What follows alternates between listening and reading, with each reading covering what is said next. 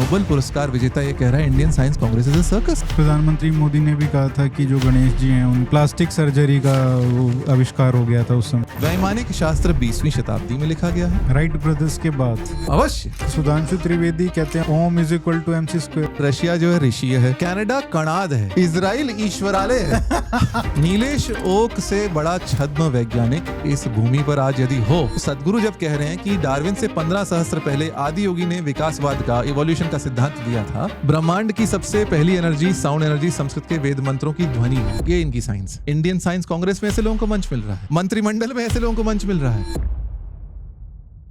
आज जो सर हम डिस्कस करने वाले हैं बहुत ही इम्पोर्टेंट इशू है। हमारी हिस्ट्री में एंशंट हिस्ट्री की बात करें, चाहे मिडिवल हिस्ट्री की बात करें, तो बहुत सारे अचीवमेंट्स हैं हिंदूज़ के, चाहे आप मैथमेटिक्स की बात करें या साइंस की बात करें। बट उन अचीवमेंट्स को आज एक तरीके से मॉडर्न साइंस के अचीवमेंट्स की तरह से दिखाया जाता है।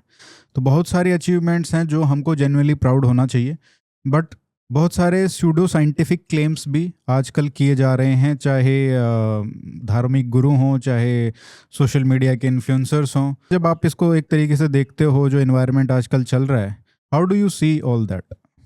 बहुत खेद का विषय है। जैसे आपने कहा, हमारे देश में बहुत लंबा इतिहास रहा है गणित और विज्ञान में। हम लोगों की इतनी उपलब्धियां नहीं हैं। अभी कुछ दिनों पहले ऑक्सफोर्ड विश्वविद्यालय के एक प्रोफेसर हैं, मार्कस डू सॉटो, उन्होंने एक चलचित्र में कहा जो फिबोनाची श्रेणी है, श्रृंखला है, उसको फिबोनाची नहीं कहना चाहिए, उसको हेमचंद्र श्रृंखला अथवा हेमचंद्र श्रेणी कहना चाहिए। आचार्य हेमचंद्र जो थे, उन्होंने जो जिसे आज फिबोनाची श्रेणी कहा जाता है अथवा श्रृंखला कहा जाता है, उसका वर्णन किया था। उनसे पहले गोपाल ने किया था, उनसे पहले विरहांक ने इसका संकेत दिया था, और देखें तो पिंगल के छंद शास्त्र में इसका संकेत है। वह स्पष्ट वर्णन गोपाल ने और हेमचंद्र ने किया था, जो फिबोनाची के कई सैकड़ों वर्षों पहले किया था। तो ये वास्तविक उपलब्धि है। इसी प्रकार हम देखें, सूर्य सिद्धांत है। हम शुल्ब सूत्रों, उससे भी पहले शुल्ब सूत्रों की बात करें तो उसमें पाइथागोरस का प्रमेय है, आर्यभट्ट का कार्य है, ब्रह्मगुप्त का कार्य। ब्रह्मगुप्त ने एक ग्रहण में नापे जाने वाले 14 तत्वों की बात की और उन सब की व्याख्या की है। एक जैन गणितज्ञ हुए थे महावीर, जिन्होंने कॉम्बिनेटोरिक्स का फॉर्मूला दिया था, उनका कार्य है। वराहमिहिर का कार्य है।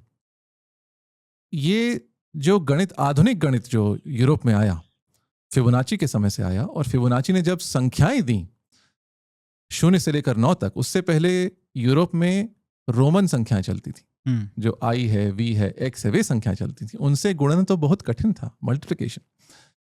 जब फिबोनाची ने संख्याएं दी तो उन्होंने उनको कहा मोडस इंडोरम, भारतीय विधि। तो एक समय तक 11वीं 12वीं शताब्दी तक भारत गणित के क्षेत्र में, और गणित जो है विज्ञान का मूल गणित ही तो है, जैसा गॉस ने कहा है, mathematics is the queen of the sciences. Bharat विश्व में सबसे आगे हुआ करता था। फिर हमसे जो अरबों और फारसियों ने ज्ञान लिया, उसको और आगे बढ़ाया। सारा उनका हमारा था ऐसा मैं नहीं कह रहा हूं। फिर यूरोपियों ने लिया और उसको इतना आगे बढ़ाया कि हम बहुत पीछे रह गए। पर आज भी मैं कहूंगा 19वीं 20वीं शताब्दी में भी, 21वीं शताब्दी में भी भारत में बहुत काम हुआ है गणित में, विज्ञान के क्षेत्र में। जब हम 19वीं शताब्दी की बात करें तो श्रीनिवास रामानुजन है, जिनकी गणना विश्व के महत्तम गणितज्ञों में की जाती है। इसी के साथ चंद्रशेखर वेंकटरामन है, और भौतिकी के क्षेत्र में सत्येंद्रनाथ बसु हैं, जिनका एक शोध पत्र अंग्रेजी से जर्मन में अल्बर्ट आइंस्टाइन ने अनुदित किया था, और आइंस्टाइन के साथ उन्होंने काम किया, सत्येंद्रनाथ बसु ने। मेघनाद साहा, विक्रम साराभाई, होमी भाभा, और आज की बात करें तो अशोक सेन है, जो भौतिकी के क्षेत्र में स्ट्रिंग थ्योरी के लिए जाने जाते हैं। IIT कानपुर के निर्देशक हैं मणींद्र अग्रवाल, जिन्होंने अपने 2 विद्यार्थियों के साथ प्रधान संख्याओं के लिए, प्राइम नंबर्स के लिए, बहुपद समय में, पॉलिनोमियल टाइम में एक संख्या प्रधान है अथवा नहीं, इसका निर्धारण करने के लिए एक विधि दी थी, एल्गोरिथम दिया था। इसको AKS प्राइमैलिटी टेस्ट बोलते हैं, जो इसी शताब्दी के प्रारंभ में दिया था। मंजुल भार्गव हैं, तो ऐसे बहुत से लोग हैं जिन पर हम गर्व कर सकते हैं और करना भी चाहिए, क्योंकि आज का जो समय है उसमें हम अतीत में कितने भी महान रहे हों, आज हम विज्ञान और गणित में विश्व से बहुत पीछे हैं। विश्व की जो अग्रणी शक्तियां उनसे बहुत पीछे हैं।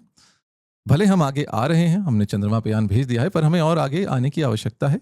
जो चीन हमसे इतना आगे निकल चुका है, मैं तो कहता हूँ चीन 40-50 वर्ष हमसे आगे निकल चुका है, और अमेरिका हमसे इतना आगे है, यूरोप हमसे इतना आगे गणित विज्ञान के क्षेत्र में, तो हमें आगे आने की आवश्यकता है। और इसके लिए एक जो भारत की प्राचीन वास्तविक उपलब्धियां थीं गणित और विज्ञान के क्षेत्र में, उनको उजागर करने की आवश्यकता है।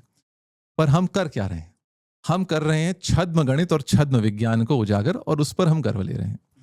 हम ये कह रहे हैं हमारे वेदों में क्वांटम फिजिक्स था, हम ये कह रहे हैं हमारे वेदों में सारा गणित था, हमारे वेदों में सारी भौतिकी थी, हमारे वेदों में सारा रसायन शास्त्र था, ब्लैक होल्स थे, और पता नहीं क्या इंटरप्लैनेटरी ट्रैवल था, जिसका कोई आधार नहीं। और वस्तुतः ऐसा कहना कि हमारे संस्कृत में, भाषा में अथवा वेदों में यह सब था, वस्तुतः संस्कृत भाषा और वैदिक वाङ्मय का भी अपमान है, और जो भारत की सच्ची उपलब्धियां हैं उनका अपमान है। जब हम ये कहते हैं कि वेदों में प्रकाश की गति थी अथवा वेदों में बोसॉन के संकेत मिलते हैं, तब हम वेदों का तो अपमान कर ही रहे हैं, पर जो सच में, जो भारत में विज्ञान और गणित में सच्चा काम हुआ था, उसका भी अपमान कर रहे हैं। तो इससे तो हमें बचना चाहिए। हॉलीवुड ने अपने देश के, अमेरिका के महान गणितज्ञों, महान वैज्ञानिकों पर कितने बड़े और उत्कृष्ट चलचित्र बनाए हैं। ब्यूटीफुल माइंड, जो जॉन नैश पे बनाया गया, द इमिटेशन गेम, वो ब्रिटिश गणितज्ञ एलन ट्यूरिंग पे बनाया, द इमिटेशन गेम, जिसमें उन्होंने एनिग्मा जो मशीन थी द्वितीय विश्व युद्ध में जर्मनी के, उनका कोड तोड़ने का जो काम किया था उस पर बना। और अभी अचिरकाल में जो आया ओपेनहाइमर। आप यदि ये चलचित्र देखें तो हॉलीवुड ने अपने जो 20वीं शताब्दी के सबसे महान वैज्ञानिकों में से एक थे ओपेनहाइमर, उन पर कितना बढ़िया चलचित्र बनाया। ठीक है, उसमें एक आध बातें हो सकती हैं जिनसे हम सहमत ना हो, अथवा जो हमें लगता है कि ठीक से चित्रित नहीं किया गया। और इंस्टीट्यूशन भी बनाए, जैसे नोबेल तो अल्फ्रेड नोबेल जिन्होंने डायनामाइट का वो किया। अब आप हमारी ओर देखें, क्या हमने सत्येंद्रनाथ बसु पर कोई चलचित्र बनाया है? क्या हमने एक ऐसे वृत्त चित्र बना है, डॉक्यूमेंट्री बनी है, उसका नाम है द क्वांटम इंडियंस। इसमें सत्येंद्रनाथ बसु, मेघनाद साहा और चंद्रशेखर वेंकट रामन, इन पर ये डॉक्यूमेंट्री है। क्या बॉलीवुड ने हमारे महान गणितज्ञ, आधुनिक महान गणितज्ञों और वैज्ञानिकों पर कुछ भी बनाया है? खेद की बात है, नहीं। रामानुजन पर 2 चलचित्र बने, श्रीनिवास रामानुजन पर। एक उसमें जो था वह तमिल में बना था और अंग्रेजी में बना था, वह भारत और ब्रिटेन के सहयोग से बना था। और दूसरा था the man who new infinity. ये दोनों आस ही पास आए थे, मुझे लगता है 15-16 में अथवा 14-15 में। The man who new infinity, जिसमें देव पटेल ने रामानुजन का अभिनय किया था, वह ब्रिटेन में बना था। हमने अपने सबसे महान गणितज्ञ पर हमने क्यों नहीं बनाया कोई चलचित्र? खेद की बात नहीं है? क्या हम मणिन्द्र अग्रवाल और उन्होंने किस प्रकार इतना जो क्रांति लाने वाला एक एल्गोरिथम विश्व को दिया, उन पर हम चलचित्र नहीं बना सकते? क्या हम अशोक सेन पर नहीं बना सकते? क्या हम मंजुल भार्गवा पर नहीं बना सकते? और यदि आप कहें कि जीवित लोगों पर न बनाए, तो जो दिवंगत हो चुके हैं, मेघनाद साहा हैं, विक्रम साराभाई हैं, और आपके होमी भाभा हैं, हम बना रहे हैं हवाईजादा, जो छद्म विज्ञान है। ये क्या है हवाईजादा? हवाईजादा एक फिल्म आई थी जिसमें यह कहा गया था, जो बहुत से लोग छद्म वैज्ञानिक की बात कहते हैं, pseudo scientific claim, Wright brothers से पहले, राइट बंधुओं से पहले भारत के एक सज्जन ने विमान उड़ा लिया था। तलपदे जी जो हैं, जिनको कहा जाता है भारत, और उनकी जो चलचित्र में दिखाया वो है कि वो भरद्वाज का वैमानिक शास्त्र सुब्बराय शास्त्री से वो पता करने गए और फिर किया। और जो कहा जाता है वो ये कहा जाता है कि उन्होंने एक विमान उड़ाया था जिसमें वो नहीं थे, और जो चलचित्र उसमें दिखाया कि उसमें स्वयं थे। यह भी दिखा दिया। हम ये बना रहे हैं, हम हवाईजादा बना रहे हैं। और तो और यहां तक हो फिर भी ठीक है, व्हाट्सएप फॉरवर्ड बॉलीवुड मूवी फिर भी ठीक है।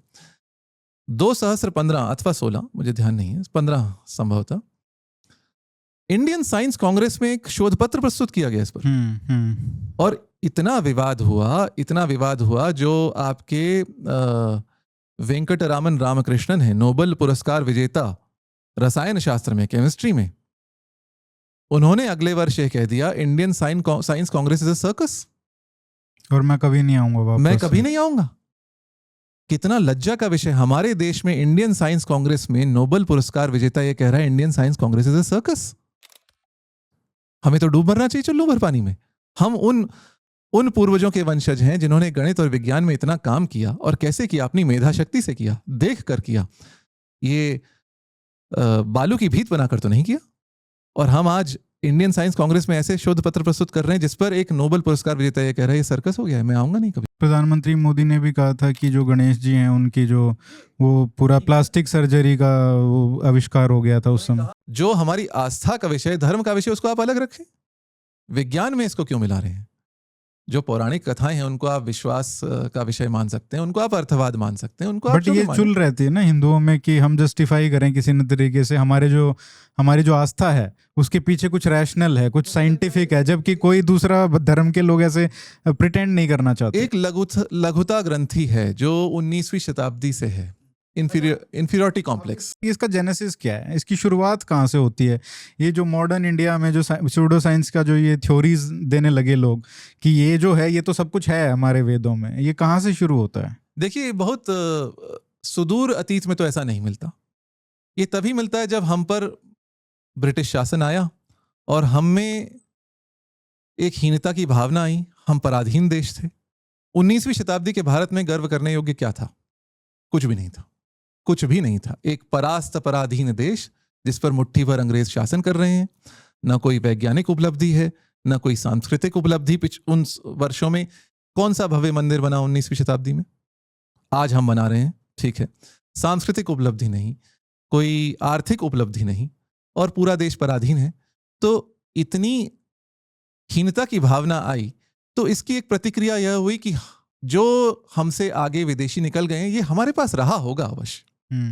हो सकता है इससे पहले भी हुआ हो, पर मुझे लगता है स्वामी दयानंद सरस्वती जो आर्य समाज के संस्थापक से, उनके कार्यों में इसका बीज मिलता है।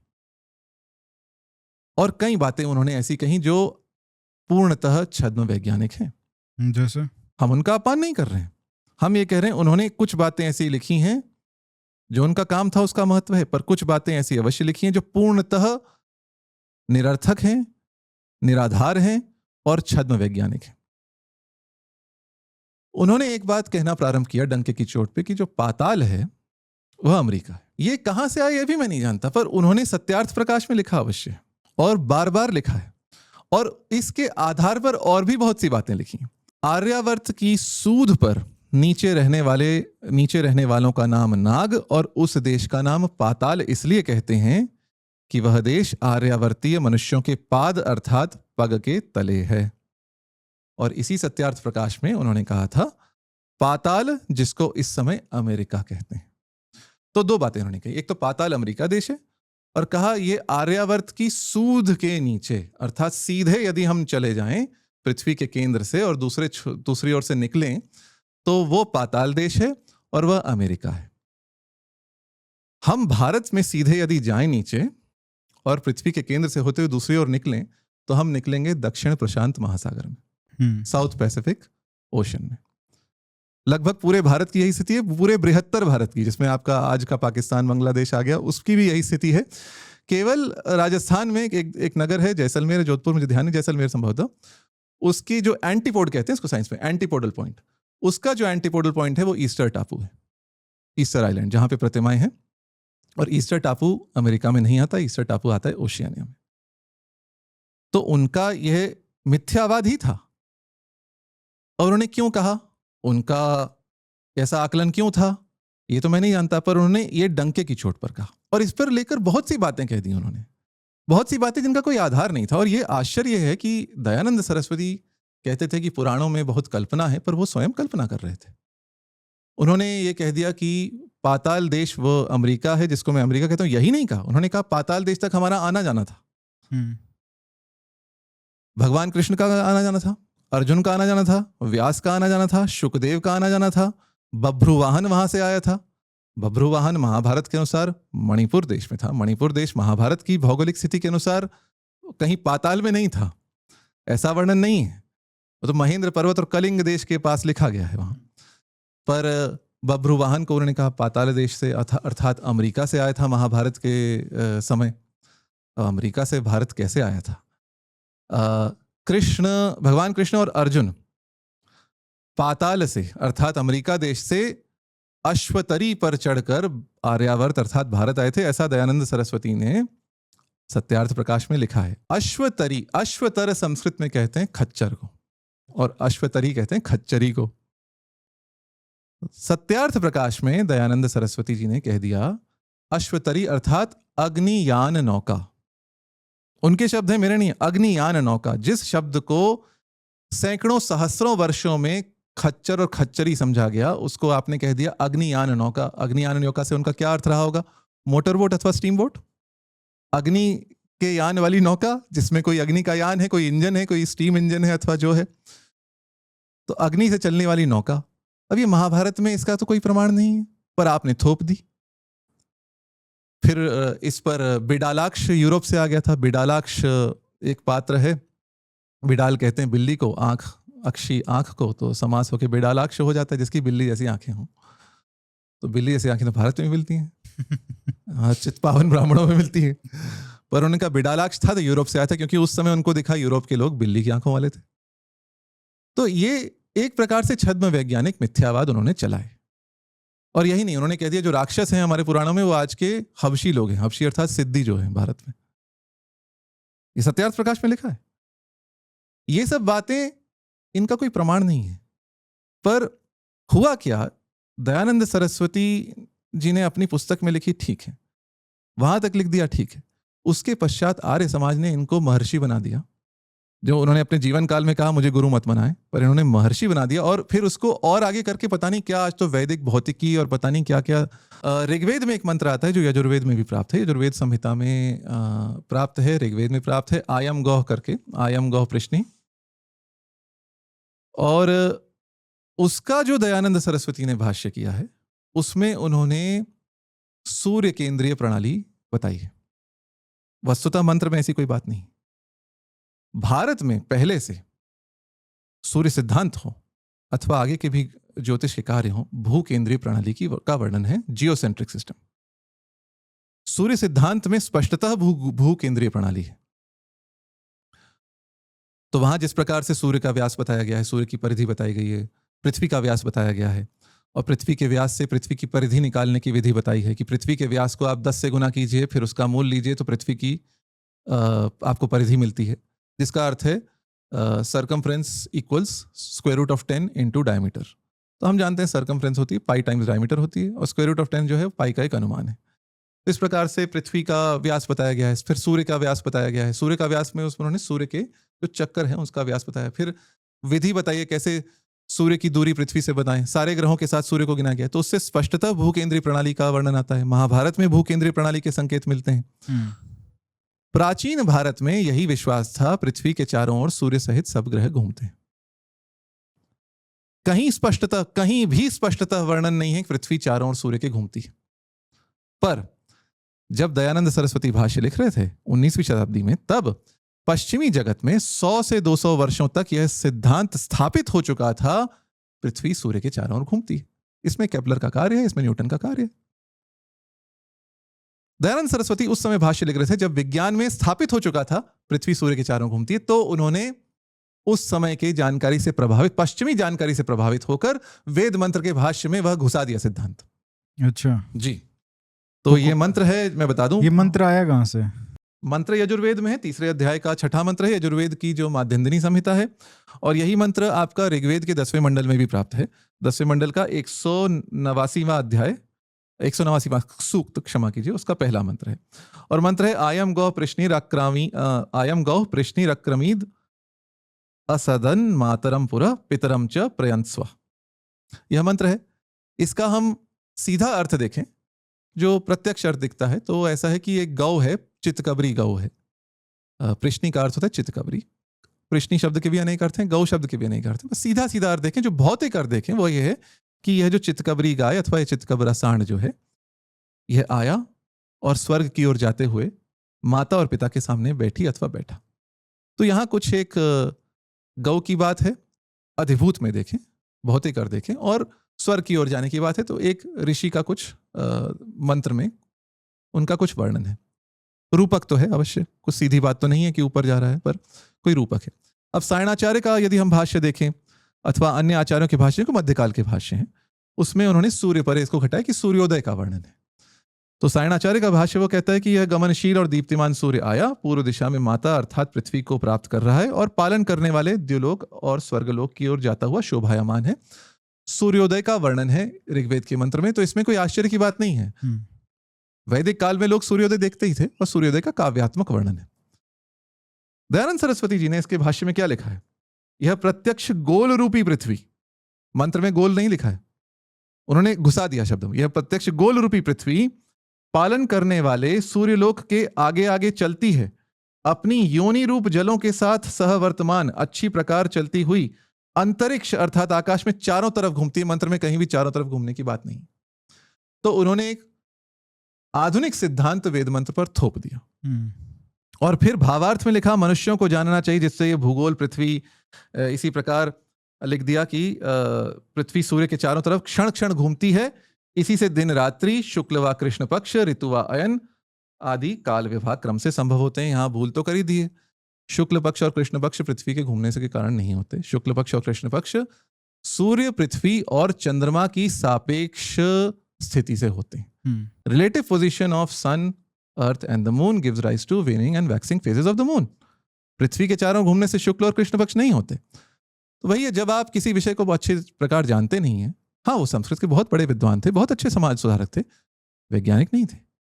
जब आप विज्ञान की बात करने लगे तो कहीं ना कहीं ऐसी भूलें हो जाती हैं, स्वाभाविक है। तो ये इसका मूल में क्या रहा होगा? क्या ये एक तरीके से हीन भावना थी कि भाई जो, या फिर एक तरीके से एक दूसरा अटेम्प्ट था लोगों को उस समय जो एकदम नीचे गिरे हुए थे कि भाई कॉन्फिडेंस ही नहीं था, ना सांस्कृतिक कोई अचीवमेंट है ना साइंटिफिक, कि भाई ये क्लेम कर लो कि फॉल्स कॉन्फिडेंस हो चाहे कुछ भी हो, बट कॉन्फिडेंस तो कुछ तो आए कि हाँ हमारे पास भी कुछ था। इसका कारण जो भी रहा हो सकता है उन्हें ऐसा लगा हो ऐसा करने से लोगों में कुछ आत्मविश्वास होगा, पर क्या झूठ के बल पर, झूठ के सहारे हम लोग अपना आत्मविश्वास बढ़ाएं तो क्या ये अच्छी बात है? क्योंकि वस्तुतः ये झूठ है। भारत में कहीं भी प्राचीन कोई भी ज्योतिषीय ग्रंथ में, किसी भी प्राचीन ग्रंथ में स्पष्टतः सूर्य केंद्रीय प्रणाली का वर्णन नहीं है। केवल आर्यभट्ट ने कहा था पृथ्वी घूमती है, पर उन्होंने भी सूर्य केंद्रीय प्रणाली, हीलियोसेंट्रिक सिस्टम की का वर्णन नहीं किया था। और आर्यभट्ट ने जबकि कह दिया पृथ्वी घूमती है, तो उनको कितने परवर्ती ज्योतिषियों ने उनको गालियां दे डाली कि ये तो राक्षस है, ये तो कैसे कह सकता है।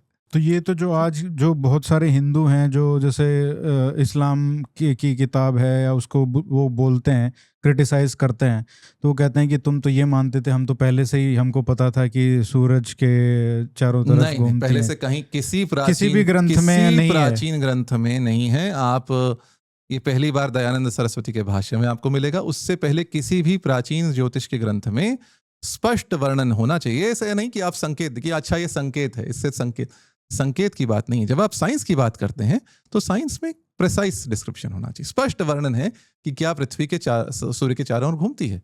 ऐसा वर्णन नहीं मिलता। स्पष्ट वर्णन ऐसे मिलते हैं और स्पष्ट विधियां, कलन विधियां, कैलकुलेशन मेथड जैसे मिलते हैं जिनसे पता चलता है कि सूर्य को ही पृथ्वी के चारों ओर घूमने वाला माना गया है। ये तो आपका महाभारत के एक पर्व में आता है, उसमें वर्णन आता है कि वह जीव अब सूर्य के साथ पृथ्वी की परिक्रमा कर रहा है।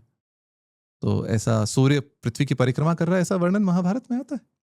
तो ये हमें कहना नहीं चाहिए।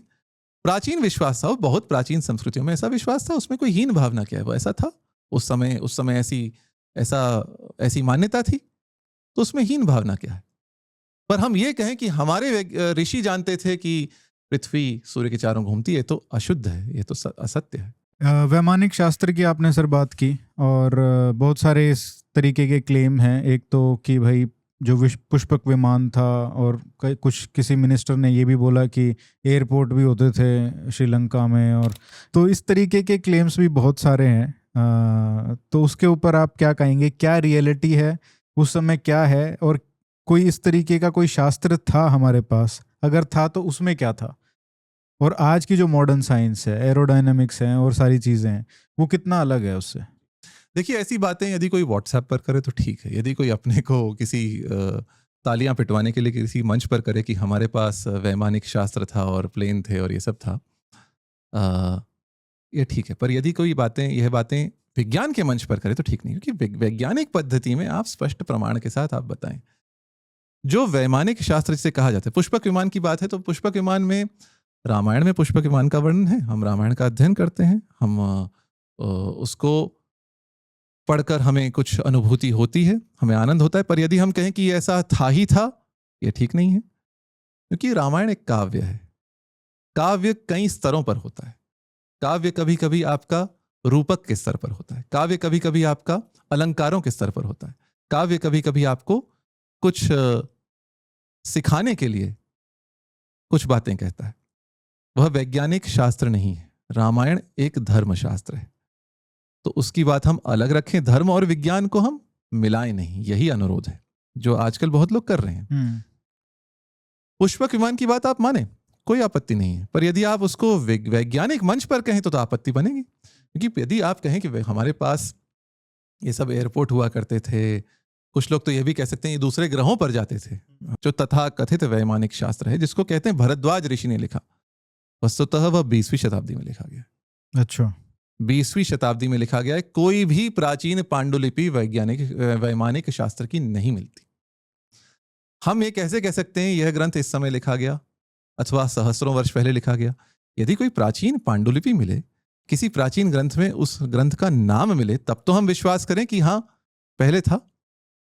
वैमानिक शास्त्र 20वीं शताब्दी में लिखा गया है और इसकी राइट ब्रदर्स के बाद अवश्य राइट ब्रदर्स की। और हंसने की बात यह है, जब हवाई ज्यादा जब चलचित्र आया था तो जी न्यूज अथवा किसी न्यूज चैनल ने ये क्या एक समाचार चलाया, उसका शीर्षक क्या था, राइट ब्रदर्स रॉन्ग थे। ये तो हमारा मीडिया है, इस मीडिया से हम क्या अपेक्षा कर सकते हैं? इस मीडिया से हम गणित और विज्ञान की चर्चा की अपेक्षा कर। तो ये लिखा गया पहली उड़ान के पश्चात, पहली मानवीय उड़ान के पश्चात, और इसमें जिन जिन विमानों का वर्णन है वो एयरबोर्न नहीं हो सकते हैं। यही तो इंडियन साइंस कांग्रेस में जो विवाद हुआ था, 2015 में एक शोध पत्र प्रस्तुत किया गया कि वैमानिक शास्त्र से कैसे हम उड़ सकते हैं। इसी पर तो चंद्रशेखर जो क्षमा कीजिए जो वेंकटरामन रामकृष्णन है, उन्होंने कहा था कि ये सर्कस है। तो ये वैमानिक शास्त्र जो कहते हैं ये पंडित सुब्बराय शास्त्री का लिखा हुआ है, ऐसा कहते हैं। क्योंकि पहली बार जब प्रकाशित हुए तो 1952 में प्रकाशित हुआ है, प्रकाशित 1952 में पहली बार हुआ है।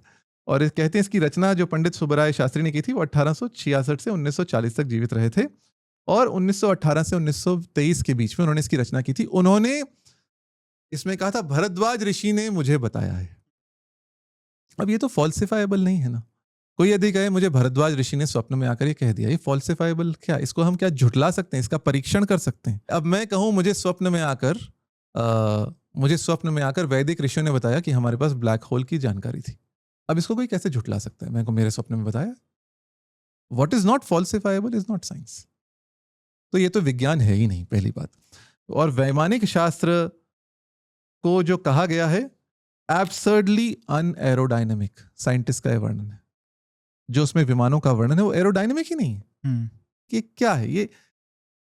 इससे अच्छा हम गर्व करें सत्येंद्रनाथ बसु के काम कर, इससे अच्छा हम गर्व करें चंद्रशेखर वेंकटरामन के काम पर, इससे अच्छा हम गर्व करें श्रीनिवास रामानुजन के काम पर, और हम तभी तो हम आगे बढ़ेंगे। हम ऐसे ऐसे मिथ्यावादों से हम क्या पालेंगे? हम जग हसाई ही तो होती है। सिंधिया जी उन्होंने कहा कि मैं तो प्याज लेके चलता हूँ अपनी पॉकेट में और ठंड नहीं लगती मुझे, तो एसी की जरूरत नहीं पड़ती। और मैं देख रहा था बाहर के जो मीडिया है उसको कवर कर रहा है and they are laughing at it. नहीं, ये तो हंसने की बात ही है। ये आप गांव वालों को कह दें एक छोटी सभा में, तो जीएसटी प्याज पे लगना चाहिए फिर तो एसी की बजाय।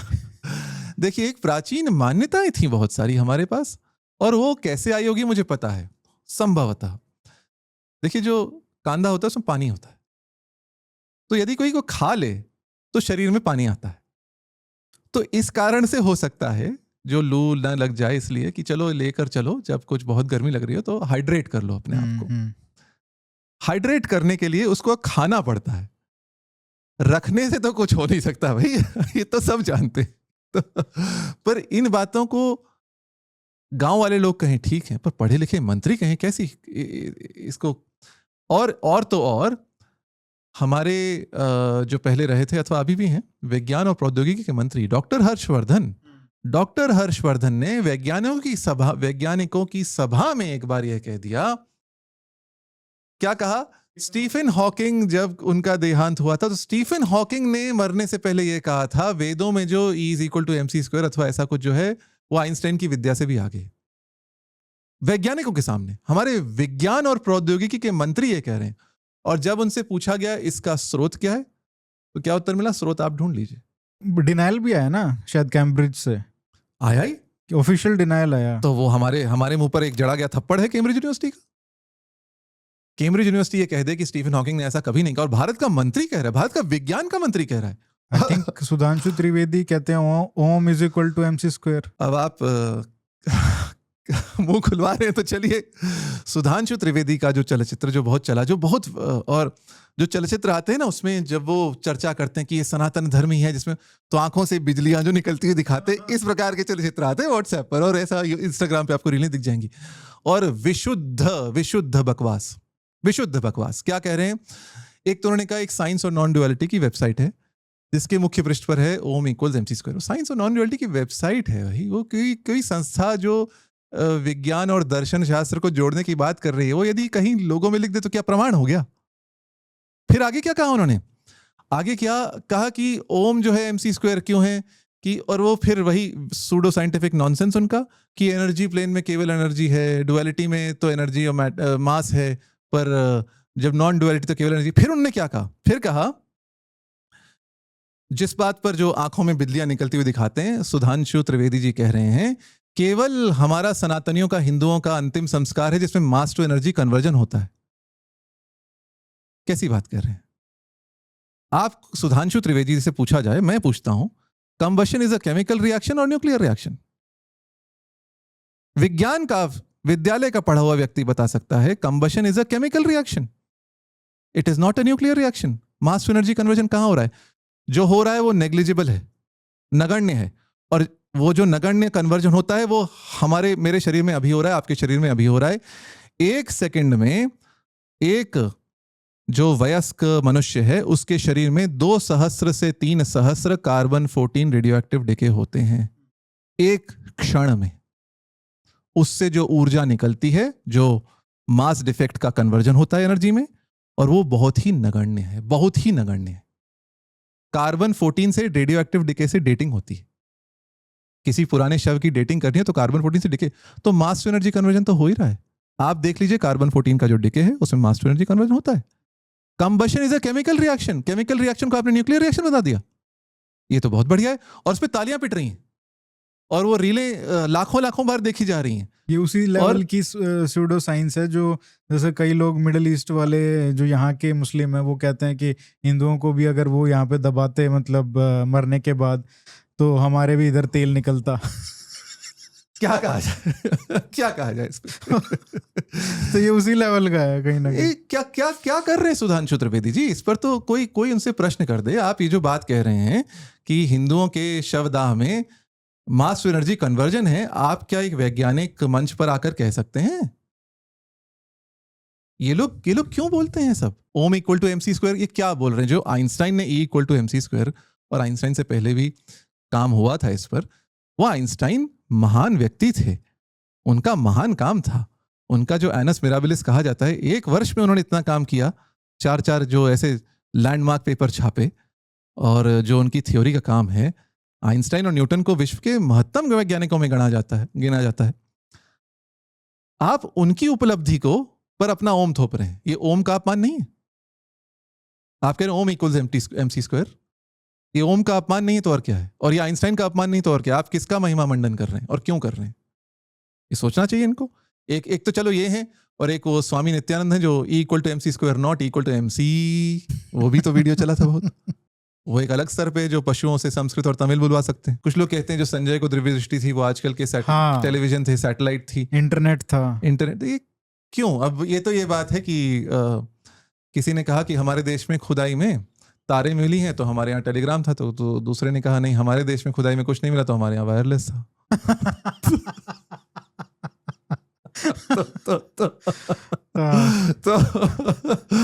तो ये यही चल रहा है। पर ये हम हंस रहे हैं, पर ये बहुत लज्जा का विषय है, बहुत खेद का विषय है। जैसा कैम्ब्रिज यूनिवर्सिटी ने जब ये इसका प्रतिकार किया, तो ये मुझे तो लगता है हर्षवर्धन जी को एक क्षमा याचना प्रकाशित करनी चाहिए थी कि नहीं, मैंने ये जो बोला ये उचित नहीं था, और विज्ञान और प्रौद्योगिकी मंत्री होने के नाते जो मैंने कहा वो सर्वथा अनुचित था। थोड़ा गणित की और ज्योग्राफी की भी बात कर लेते हैं, क्योंकि एक क्लेम ये भी होता है हमेशा कि वैदिक मैथमेटिक्स जी जो है उसका जो ओरिजिन है वो वेदों में है, और वो आज का जो मैथमेटिक्स हमको पढ़ाया जा रहा है, जिस तरीके से पढ़ाया जा रहा है मॉडर्न तरीके से, उसमें बहुत सारी कमियां हैं। जबकि आप वैदिक मैथमेटिक्स के हिसाब से चलोगे तो आपको जल्दी रिजल्ट्स मिलेंगे। तो ये एक जो शॉर्टकट्स होते हैं और वो सब, तो ये कितना वैदिक है ये जो मैथमेटिक्स, और कितना मैथमेटिक्स है? वैदिक गणित जो कहा जाता है, तो वैदिक गणित मुख्यतः वैदिक मैथमेटिक्स जो है यह कहा जाता है जो पूरी पीठ के पूर्व शंकराचार्य थे, श्री भारती कृष्ण तीर्थ 19वीं शताब्दी में हुए थे, 20वीं शताब्दी में हुए थे। और इनका एक ग्रंथ आया था जो इनके देहावसान के पश्चात प्रकाशित हुआ था, वैदिक मैथमेटिक्स नाम से। और उसके संपादक थे वासुदेव शरण अग्रवाल। वासुदेव शरण अग्रवाल जैसे विद्वान से मुझे अपेक्षा नहीं थी कि वो इस ग्रंथ को इस शीर्षक के साथ छाप देंगे, उसका पूर्ववाक भी लिख देंगे, और उन्होंने उसमें प्रश्न करके उत्तर भी दिया कि ये वैदिक मैथमेटिक्स है कि नहीं है। और उन्होंने कहा ये कहीं मिले नहीं हैं, ये किस वेद में है? आप यदि कह रहे हैं वैदिक गणित है तो किस वेद का है? तो जो श्री भारती कृष्ण तीर्थ थे वे कहते थे अथर्ववेद के परिशिष्ट में। फिर जब लोगों ने प्रश्न किया अथर्ववेद के किस परिशिष्ट में है, उसकी कोई पांडुलिपि है, कुछ और है, कहाँ है? आप यदि कह रहे हैं कुछ अथर्ववेद से है तो अथर्ववेद की कोई पांडुलिपि होगी, कहीं परंपरा में होगा, किसी ने पहले कहा होगा। तब उनका कथन था ये अथर्ववेद के उस परिशिष्ट में है जो मेरे पास ही है।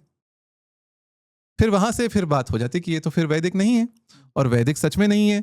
जो सूत्र हैं उनमें उनसे कुछ गणन पद्धतियां हैं, और जो श्री भारती कृष्ण तीर्थ थे वे गणित पढ़े हुए थे विश्वविद्यालय में, उनको गणित आता था, और उन्होंने कुछ त्वरित कलन की विधियों का उन्होंने आविष्कार किया जो उन्होंने उस पुस्तक में लिखा। पर जो अच्छी बात है, पर उन्होंने इसको वैदिक गणित कहकर जो प्रचार किया कि ये हमारे सारे ऋषि जानते थे, पूर्वज जानते थे, और इसमें सारा गणित विश्व का है, इन सूत्रों से सारा विश्व का गणित सुलझ जाएगा।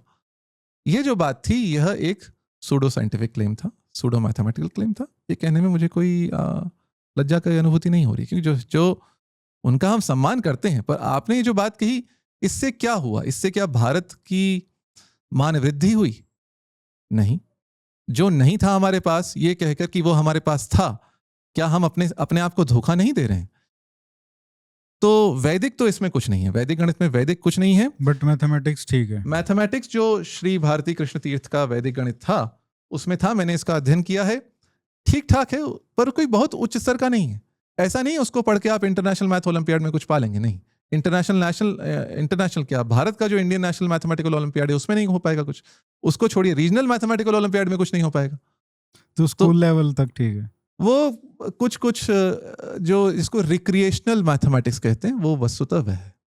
रिक्रिएशनल मैथमेटिक्स होता है कुछ आप रुचि के लिए, कुछ आनंद के लिए, कुछ गणन की अलग विधि है, कुछ गुणा करने की, कुछ भाग देने की। जैसे मैं कहूं कि 1/7 क्या होता है, तो 0.142857, 2/7 क्या होता है, 0.285714। इस प्रकार जो विधि, एक रिक्रिएशनल मैथमेटिक्स। के चंद्र हरि का एक पत्र है, शोध पत्र है, जो प्रकाशित हुआ था 1999 में Indian journal of history of science में। इस शोध पत्र का शीर्षक था अ क्रिटिकल स्टडी ऑफ वैदिक मैथमेटिक्स ऑफ शंकराचार्य श्री भारती कृष्ण तीर्थ जी महाराज।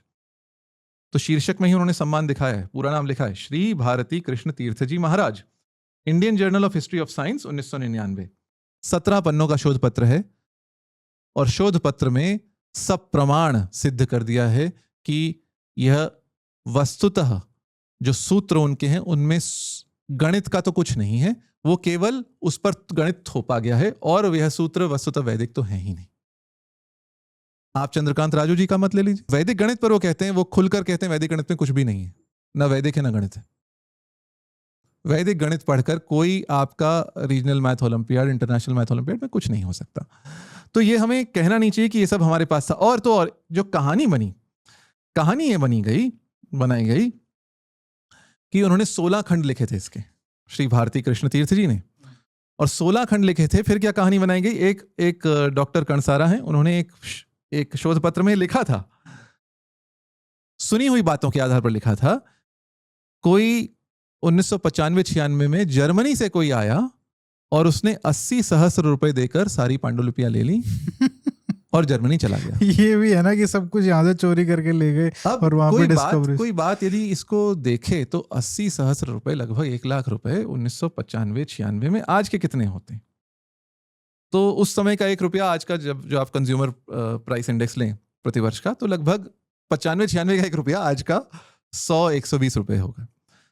तो अर्थात 80 लाख से 96 लाख रुपए केवल उस गणित के लिए जो कभी छपा नहीं।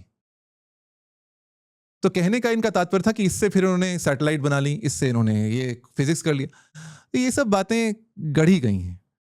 और बहुत खेद होता है, भारत जो गणित में इतना आगे था, और आज भी हमारे अच्छे गणितज्ञ हैं, और मेरा यह दृढ़ विश्वास है, जिस प्रकार हम चतुरंग में एक बार फिर ऊपर आए हैं, हम गणित में एक बार फिर ऊपर आएंगे। जो सच्चा गणित है हमारे देश में, उसका कितना बड़ा अपमान है ये कहना कि हमारे पास सब वैदिक गणित था, उसमें सब कुछ था, और वैदिक गणित के सूत्र सब स्थानों पर लग जाते हैं, जो पूरी के वर्तमान शंकराचार्य स्वामी निश्चलानंद सरस्वती जी कहते हैं।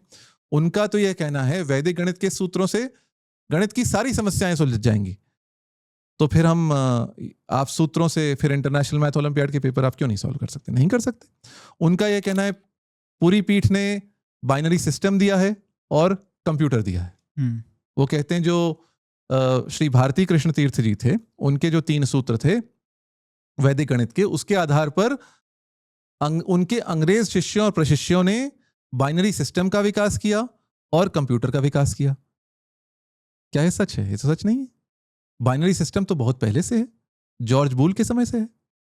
जॉर्ज बूल जो 17वीं शताब्दी 16वीं 17वीं शताब्दी में थे, और बाइनरी सिस्टम को आप कह रहे हैं कि इससे निकला। उससे पहले ही आपका एलन ट्यूरिंग का काम हो गया, चार्ल्स बेबेज का काम होगा, एडा लवलेस का काम हो गया। जर्मनी ने जो कंप्यूटर के पहले के यंत्र थे वो बना दिए थे।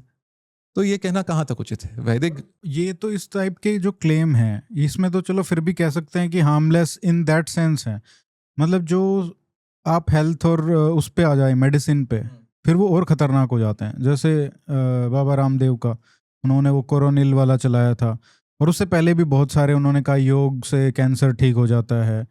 मतलब हेल्थ बेनिफिट्स हैं, आप वो चीज़ें हैं आप वो करो ना। उसके बाद फिर आप राजीव दीक्षित को ले लीजिए, उनके तो इतने सारे क्लेम्स हैं कि वो तो गिव अप कर दो कि मॉडर्न जो मेडिसिन है उसको आप गिव अप कर दो, जिसके इतने सारे बेनिफिट्स हैं।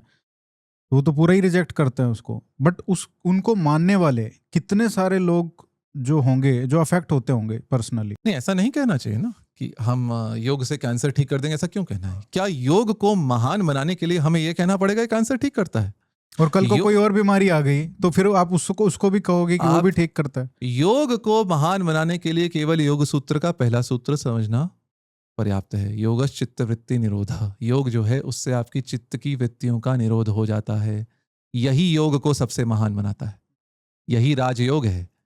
योग अपने आप में महान है। योग पर महानता अथवा महत्ता थोपने की आवश्यकता नहीं है। उसको आप यदि कह रहे हैं कैंसर ठीक होता है, तो आप जो हमारे मेडिकल क्षेत्र में कर्मी हैं उनका अपमान कर रहे हैं और योग का अपमान कर रहे हैं। ये पतंजलि ने नहीं कहा योग से कैंसर ठीक होता है। ये हम कह रहे हैं योग से कैंसर ठीक होता है। क्यों कह रहे हैं? आप ये कहें योग से यह लाभ है, ठीक है, पर यदि आप ऐसा कह रहे हैं तो इसमें क्लिनिकल ट्रायल कहाँ है आपका? जो आज हम बात करते हैं कि इस वैक्सीन से ये हुआ, अब चलिए फिर वो लोग कहेंगे कोरोना वैक्सीन से क्या हुआ। वो भी षड्यंत्रकारी लोग बहुत हैं। षड्यंत्र, बहुत लोगों की जान बची भी है। एक मूलभूत सिद्धांत है जो सांख्यिकी का सिद्धांत है स्टैटिस्टिक्स का, वह है कोरिलेशन इज नॉट कॉजेशन। 2 घटनाएं साथ में हो रही तो इसका अर्थ ये नहीं एक घटना के कारण दूसरी घटना हो रही। इसको ही नहीं हम समझ पाते हैं। और हम बात करते हैं हम कैंसर ठीक कर देंगे, हम ये ठीक कर देंगे। ये बातें नहीं करनी चाहिए, आज तो नहीं करनी चाहिए, और वैज्ञानिक मंच पर तो विशेषतः नहीं करनी चाहिए। अब थोड़ा ज्योग्राफी के बारे में बात जी, करते हैं। जी। मतलब ऐसा कोई फील्ड शायद ही नहीं होगा जिस पे हमने क्लेम नहीं किया है।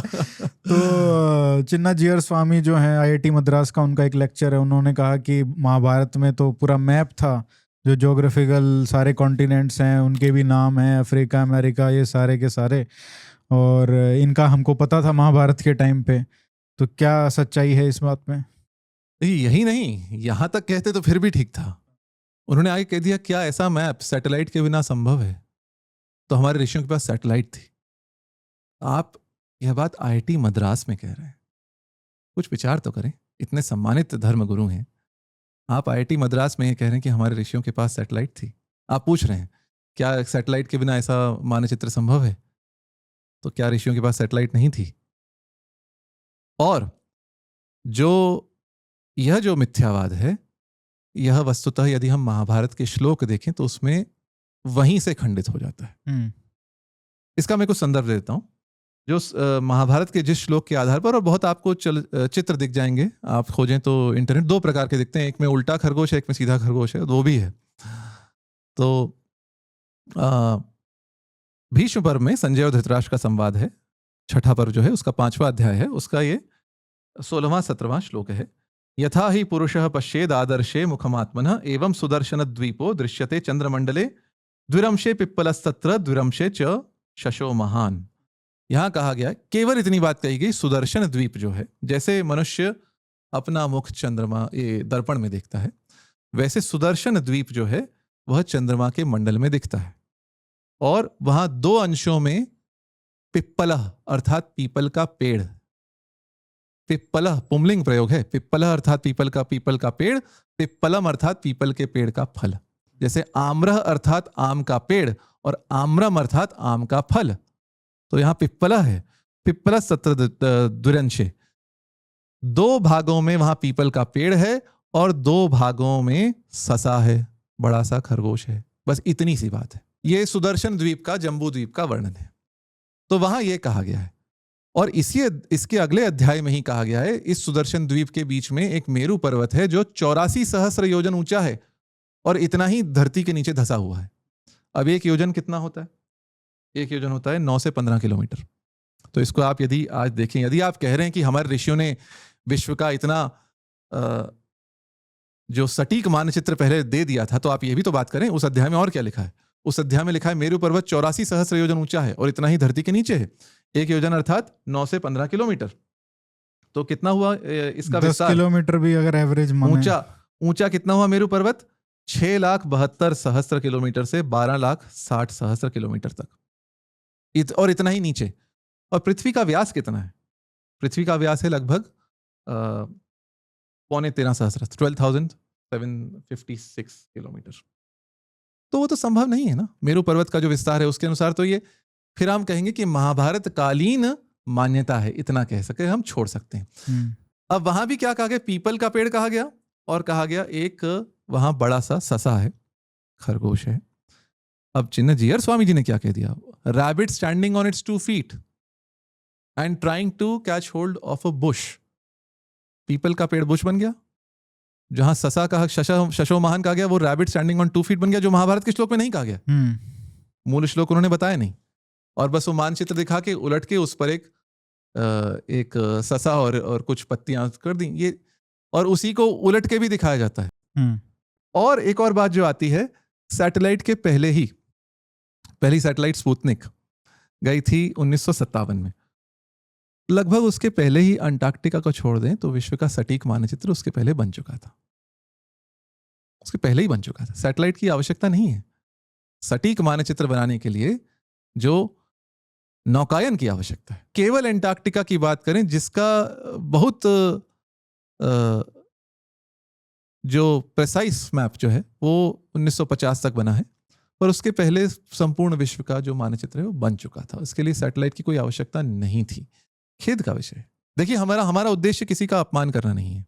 हमारा उद्देश्य केवल उनसे यह अनुरोध करना है, आप बहुत प्रभावशाली स्थिति पर हैं, जो भी हैं, आप आचार्य हों, कोई धर्मगुरु हैं अथवा कोई प्रभावशाली वक्ता है, सुधांशु त्रिवेदी जी हैं, आपकी बात लाखों लोग सुनते हैं, आपकी बात करोड़ों लोग सुनते हैं, आप ऐसा झूठ बोलकर उनको भरमा रहे हैं। और मुझे तो ये लगता है कि जितना एफर्ट वो ये सब चीज़ों में रिसर्च करने में लगाते हैं, अगर वो सही साइंस को रिसर्च करेंगे उतना ही समय, कम समय लगेगा मुझे लगता है, और उससे बहुत अधिक समय लगता है इनका खंडन करने में। हाँ। वो एक आपको पता होगा बुलशिट एसिमेट्री प्रिंसिपल है, जिसमें ये कहा गया है, जिसको ब्रैंडोलिनीज लॉ कहते हैं, क्या कहते हैं, तो उसमें कहा गया है कि the amount of time and effort required to produce bullshit 10 times that effort is needed to refute it. तो आप कह सकते हैं कि हाँ हमारे ऋषियों के पास ये था वो था, आपको कहने में क्या जाता है, पर उसका खंडन करने के लिए हमें संदर्भ देखना पड़ेगा, हमें श्लोक का मिलान करना पड़ेगा, हमें पूरा इतिहास देखना पड़ेगा, हमें टीकाएं देखनी पड़ेंगी, तो 10 गुना समय जाता ही जाता है। और ज्योग्राफी की बात कर रहे हैं तो बहुत फेमस पी.एन. ओक, उनका तो सिमेट्री से चलता था कि सबसे जो बेसिक फ्लो है उस आर्ग्यूमेंट में वो यही है कि भाई ताजमहल उसी से मिलता जुलता कुछ संस्कृत में निकाल लो, तेजो महल है ना, कोई दूसरे कॉन्टिनेंट पे कोई दूसरा शहर है, उससे थोड़ा जोड़ते हुए दिखा दो। वो आज के नीलेश ओक भी वही करते हैं, पी.एन. ओक भी वही करते थे, वही कर रहे हैं। तो पुरुषोत्तम नागेश ओक जी का उन्होंने जो भौगोलिक नगरों के और क्षेत्रों के मूल संस्कृत नाम दिए हैं, वह सुनकर कोई हंसते हंसते लोटपोट हो जाए, आंखों से पानी निकल पड़ेगा। उनके अनुसार ऑस्ट्रेलिया का पूर्व नाम है अस्त्रालय, जो अभी कुछ व्यक्तियों ने कहा था। ऑस्ट्रिया का मूल नाम है अस्त्रिय, साइबेरिया है शिबिरीय, शिविर में रहते हैं, वहां टेंट में रहते हैं, लिखा था शिविर में टेंट में रहते, इसलिए शिबिरीय था, इसलिए साइबेरिया है। पुरुषोत्तम नागेशोक ने आगे कहा रशिया जो है ऋषिय है, कैस्पियन सागर कश्यपायन है, मॉस्को जो है वो मोक्ष है, अच्छा प्रशिया है वो प्रऋषिय है, रोमानिया रमणीय है, शुद्ध संस्कृत शब्द ढूंढे, बुल्गारिया था बल्गारिया बलगरीय है, बल से श्रेष्ठ है, बेल्जियम है जो बल अजेय है, नेदरलैंड है वो अंतरलैंड है, कनाडा कणाद है। आपको ये तो मानना पड़ेगा, सोच बहुत आगे जाती थी उनकी जो तो फिर तो कोई खराब तो है ही नहीं, सारे अच्छे। अमेरिका अमरीश है, अर्जेंटीना अर्जतन है, पर्शिया पार्थिय है, साइप्रस शिवप्रस्थ है, ग्रीस गिरीश है, इजराइल ईश्वरालय है, यरूशलेम यदु ईशालय है, और वेटिकन वेद वाटिका है। बताइए, पी.एन. ओक के अनुसार वेदिकन जो है वेद वाटिका है, पुरुषोत्तम नागेश ओक के अनुसार कैंटरबरी जो इंग्लैंड में है वो शंकरपुरी है, और अरबिस्तान अरबस्तान है, तुर्किस्तान तुर्गस्तान है। अच्छा, यहाँ पे धीमे पड़ गए वो, अब क्रिएटिविटी खत्म हो गई यहाँ तक आते आते। अब इसी को मक्का को बहुत से लोग मक्केश्वर कहते हैं। किस आधार पर कहते हैं? जिस एक तंत्र ग्रंथ में वो लिखा गया, वो तंत्र ग्रंथ 17वीं शताब्दी 18वीं शताब्दी का है। मक्का में मक्केश्वर है, अरेबिया अरब जो है और वह है। एक आप अपनी हंसी उड़ा रहे हैं, ये जो कह रहे हैं बातें कि ऑस्ट्रेलिया अस्त्रालय है, जो अभी एक प्रसिद्ध कथावाचक ने कही, हंसी उड़ा रहे हैं हम अपनी। और आप देखते हैं इनकी जब क्लिप बनती हैं, इनकी जब वीडियो चलते हैं, तो अधिकतर लोग हंसते हैं इस पर। पुरुषोत्तम नागेश ओक पर सीताराम गोयल ने क्या कहा था वो मैं आपको बताना चाहूंगा, दर्शकों को बताना चाहूंगा। सीताराम गोयल ने पुरुषोत्तम नागेश ओक के विषय में लिखा था, he makes me hang my head in shame at the degradation of Hindu scholarship। जिन सीताराम गोयल को दक्षिणपंथी और हिंदू लोग बहुत मानते हैं, उन्होंने ये पुरुषोत्तम नागेश ओक के विषय में लिखा था कि जो डिग्रेडेशन हुई है हिंदू स्कॉलरशिप की, वो पुरुषोत्तम नागेश ओक में देखने वाली है, और इसके कारण हमारा लाज से सिर झुक जाता है। मतलब वहां से तो और आगे बढ़ चुके हैं हम, और डिग्रेडेशन बहुत हो आगे चुका निकल चुके हैं। अभी मैंने एक नीलेश ओक ने एक पॉडकास्ट में बोला कि जो लंका थी वो मालदीव्स में थी, ठीक है, अस्तिका जो है वो एस्टेक्स हैं। हाँ, एस्टेक आस्तिक है, ठीक है। और फिर मैंने ट्वीट भी किया था उस टाइम पे कि भाई फिर रामाला जो है वो तो रामालय होना चाहिए। हाँ, और जो मनीला है उसको फिर वो मौलाना करीम से जोड़ दो। अब ये देखिए, जिसे आप हरियाणवी हैं तो आप समझ जाते हैं, जो हरियाणा पंजाब की ओर जो हिंदी बोली जाती है, हिंदी में पंजाबी में एक वाक प्रयोग होता है फड़े मारना, है ना, कहते हैं फड़े मार रहे हैं। तो नीलेश ओक से अच्छे फड़े किसी ने नहीं मारे हैं। नीलेश ओक से बड़ा छद्म वैज्ञानिक इस भूमि पर आज यदि हो तो मैं उसको जानना चाहूंगा। उनका पूरा का पूरा जो उन्होंने तिथि दी है सब की सब निराधार है।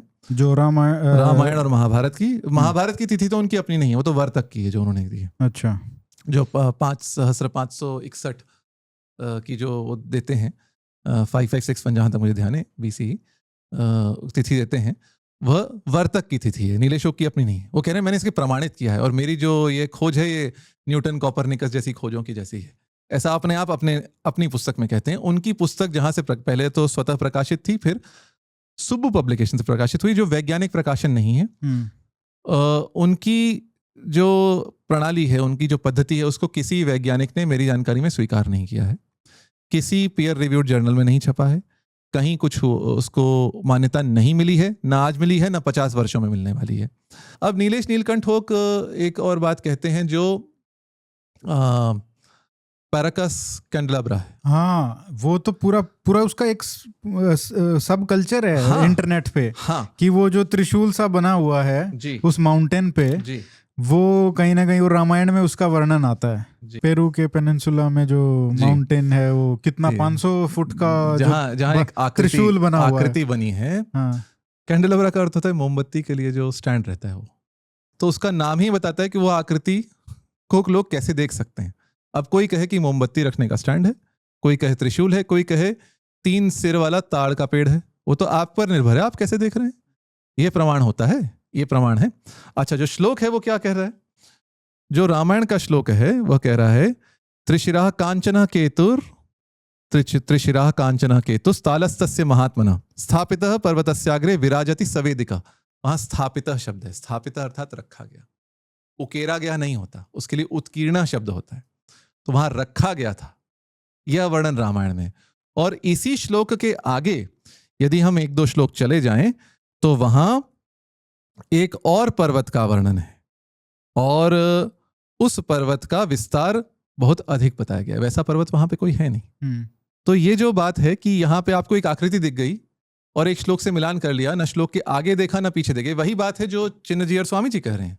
एक श्लोक देख लिया, ना आगे संदर्भ देखा ना पीछे संदर्भ देखा और कहता कि ये विश्व का मानचित्र है। तो वही बात है, एक श्लोक देखा, वही है ना, पता लोग कहाँ पेरू कहाँ रामायण हो रही है ये। हाँ, और सुग्रीव के दूत जा रहे हैं और किस प्रकार जा रहे हैं, ये सब कुछ नहीं। और उसके पास जो एक सोने का पर्वत का वर्णन आता है, उसी जो जहां पर यह 3 सिरों वाला जो ताल का वृक्ष का ध्वज रखा गया है, उकेरा गया नहीं, स्थापित है, वह केतु जो स्थापित है उसके पास एक सोने का पर्वत है और उस सोने के पर्वत का विस्तार जो है उसका भी वर्णन आता है, 100 योजन वाला विस्तार है। ठीक है, तो वैसा पर्वत उसके पास नहीं है। तो आप एक श्लोक को आपने देख लिया, उसका तो ये किस कॉन्टेक्स्ट में हो रही है ये बात जो श्लोक की है रामायण में? ये बात जब सुग्रीव वर्णन कर रहे हैं, वानरों को भेज रहे हैं, तो बता रहे हैं कि यहाँ आपको ऐसा मिलेगा, यहाँ आपको वैसा मिलेगा। तो ये एक रामायण के काल की मान्यता के अनुसार वह वर्णन है। तो ये ज्योग्राफी ऑब्वियसली साउथ इंडिया के आसपास की होगी। इसको हम ये नहीं कह सकते यहाँ पर स्थान है, और यदि उसका वर्णन देखें तो मिलता भी नहीं। उसके आसपास एक सोने का पर्वत नहीं है जिसका विस्तार 100 योजन का, ऐसा है ही नहीं। सोने का ही पर्वत, सोने का पर्वत, उसी से पता चल रहा है कि इससे मान्यता की बात है। ये कोई वास्तविकता अलग है, मान्यता अलग है, मान्यता का सम्मान है। उस समय की मान्यताएं हैं, उसमें कोई हानि नहीं है कहने में कि सोने के पर्वत की मान्यता थी, उसके अनुसार वर्णन है। और सोने का पर्वत वहां नहीं है, उस श्लोक को उन्होंने देखा नहीं। स्थापितः और उत्कीर्ण का अर्थ उन्हें पता नहीं, उसकी डेटिंग करनी है वो पता। भाई कोई यदि कहे कि वो आकृति उकेरी गई है, वो उस समय की जिस समय की वो बता रहे हैं, जो बताते हैं कि 14 सहस्र वर्ष पहले, 12 सहस्र कुछ 200 कुछ वर्ष पहले रामायण का काल है, 12 सहस्र 200 ईसा पूर्व, वहां पर ये आकृति तब थी क्या? इसका कोई प्रमाण है? पूरा का पूरा छद्म विज्ञान है, सूडो साइंस है। ये किसी साइंटिफिक फोरम में, किसी लिंग्विस्टिक फोरम में इनकी दाल नहीं गलने वाली। साइंटिफिक फोरम से पहले लिंग्विस्टिक फोरम में इनकी दाल नहीं गलेगी, साइंटिफिक फोरम तो दूर की बात है।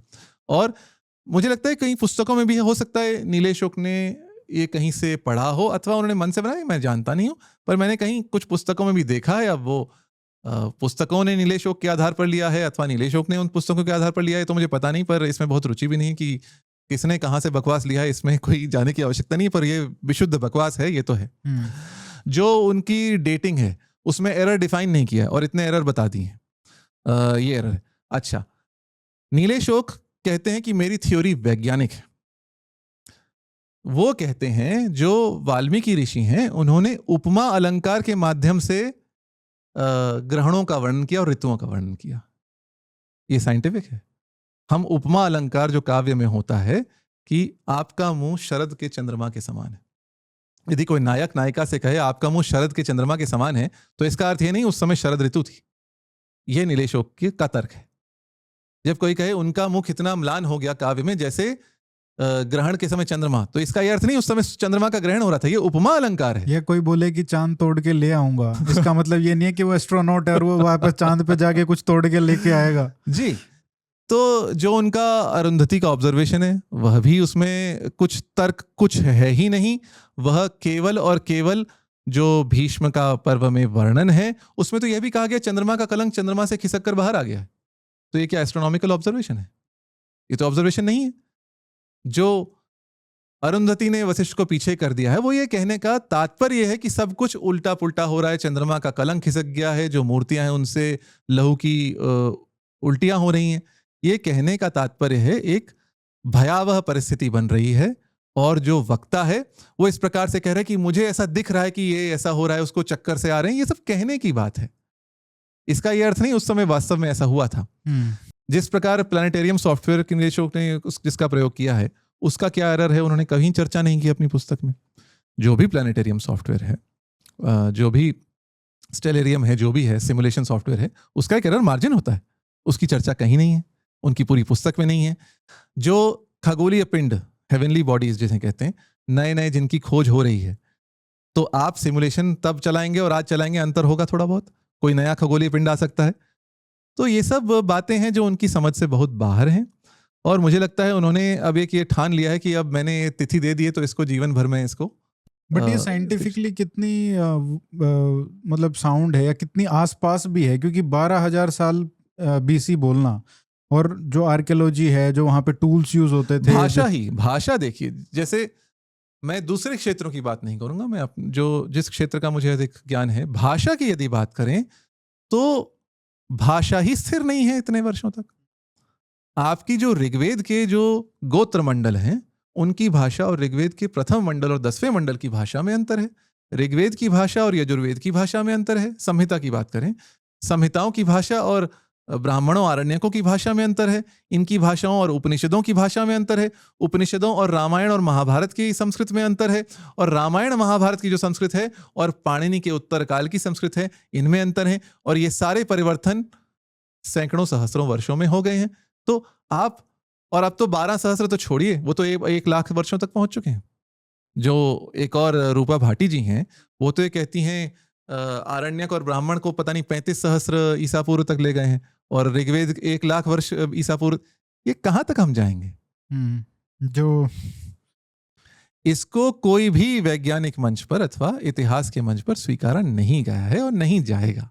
तो ये बस पॉडकास्ट पे तो स्वीकारा जा ही सकता है। मनोरंजन की बात अच्छी है। देखिए नीलेश ओक को हम भी मनोरंजन के लिए देखते हैं, अच्छा मनोरंजन है, देखना चाहिए मनोरंजन, अच्छा नहीं, बट बहुत सारे लोग जो, और खासकर सबसे दुख की बात यह है कि इतने सारे यंग लोग दे लैप इट अप कि भाई just like they lapped up तेजो महल है, just like they lapped up वैदिक मैथमेटिक्स। ये नीलेश ओक की देखिए व्यक्तिगत मेरा उनसे कोई द्वेष नहीं है, एक व्यक्ति की बात नहीं है। हम आर्य समाज में दयानंद सरस्वती जी ने लिख दिया कि पृथ्वी सूर्य के चारों ओर घूमती, तो बस हो गया, बस उसके आसपास कुछ सोचना ही नहीं है, बस यही सत्य है, यही अंतिम सत्य है। और उस पर फिर वैदिक भौतिक सिद्धांत बना दो, वैदिक रश्मि सिद्धांत बना दो। तो ये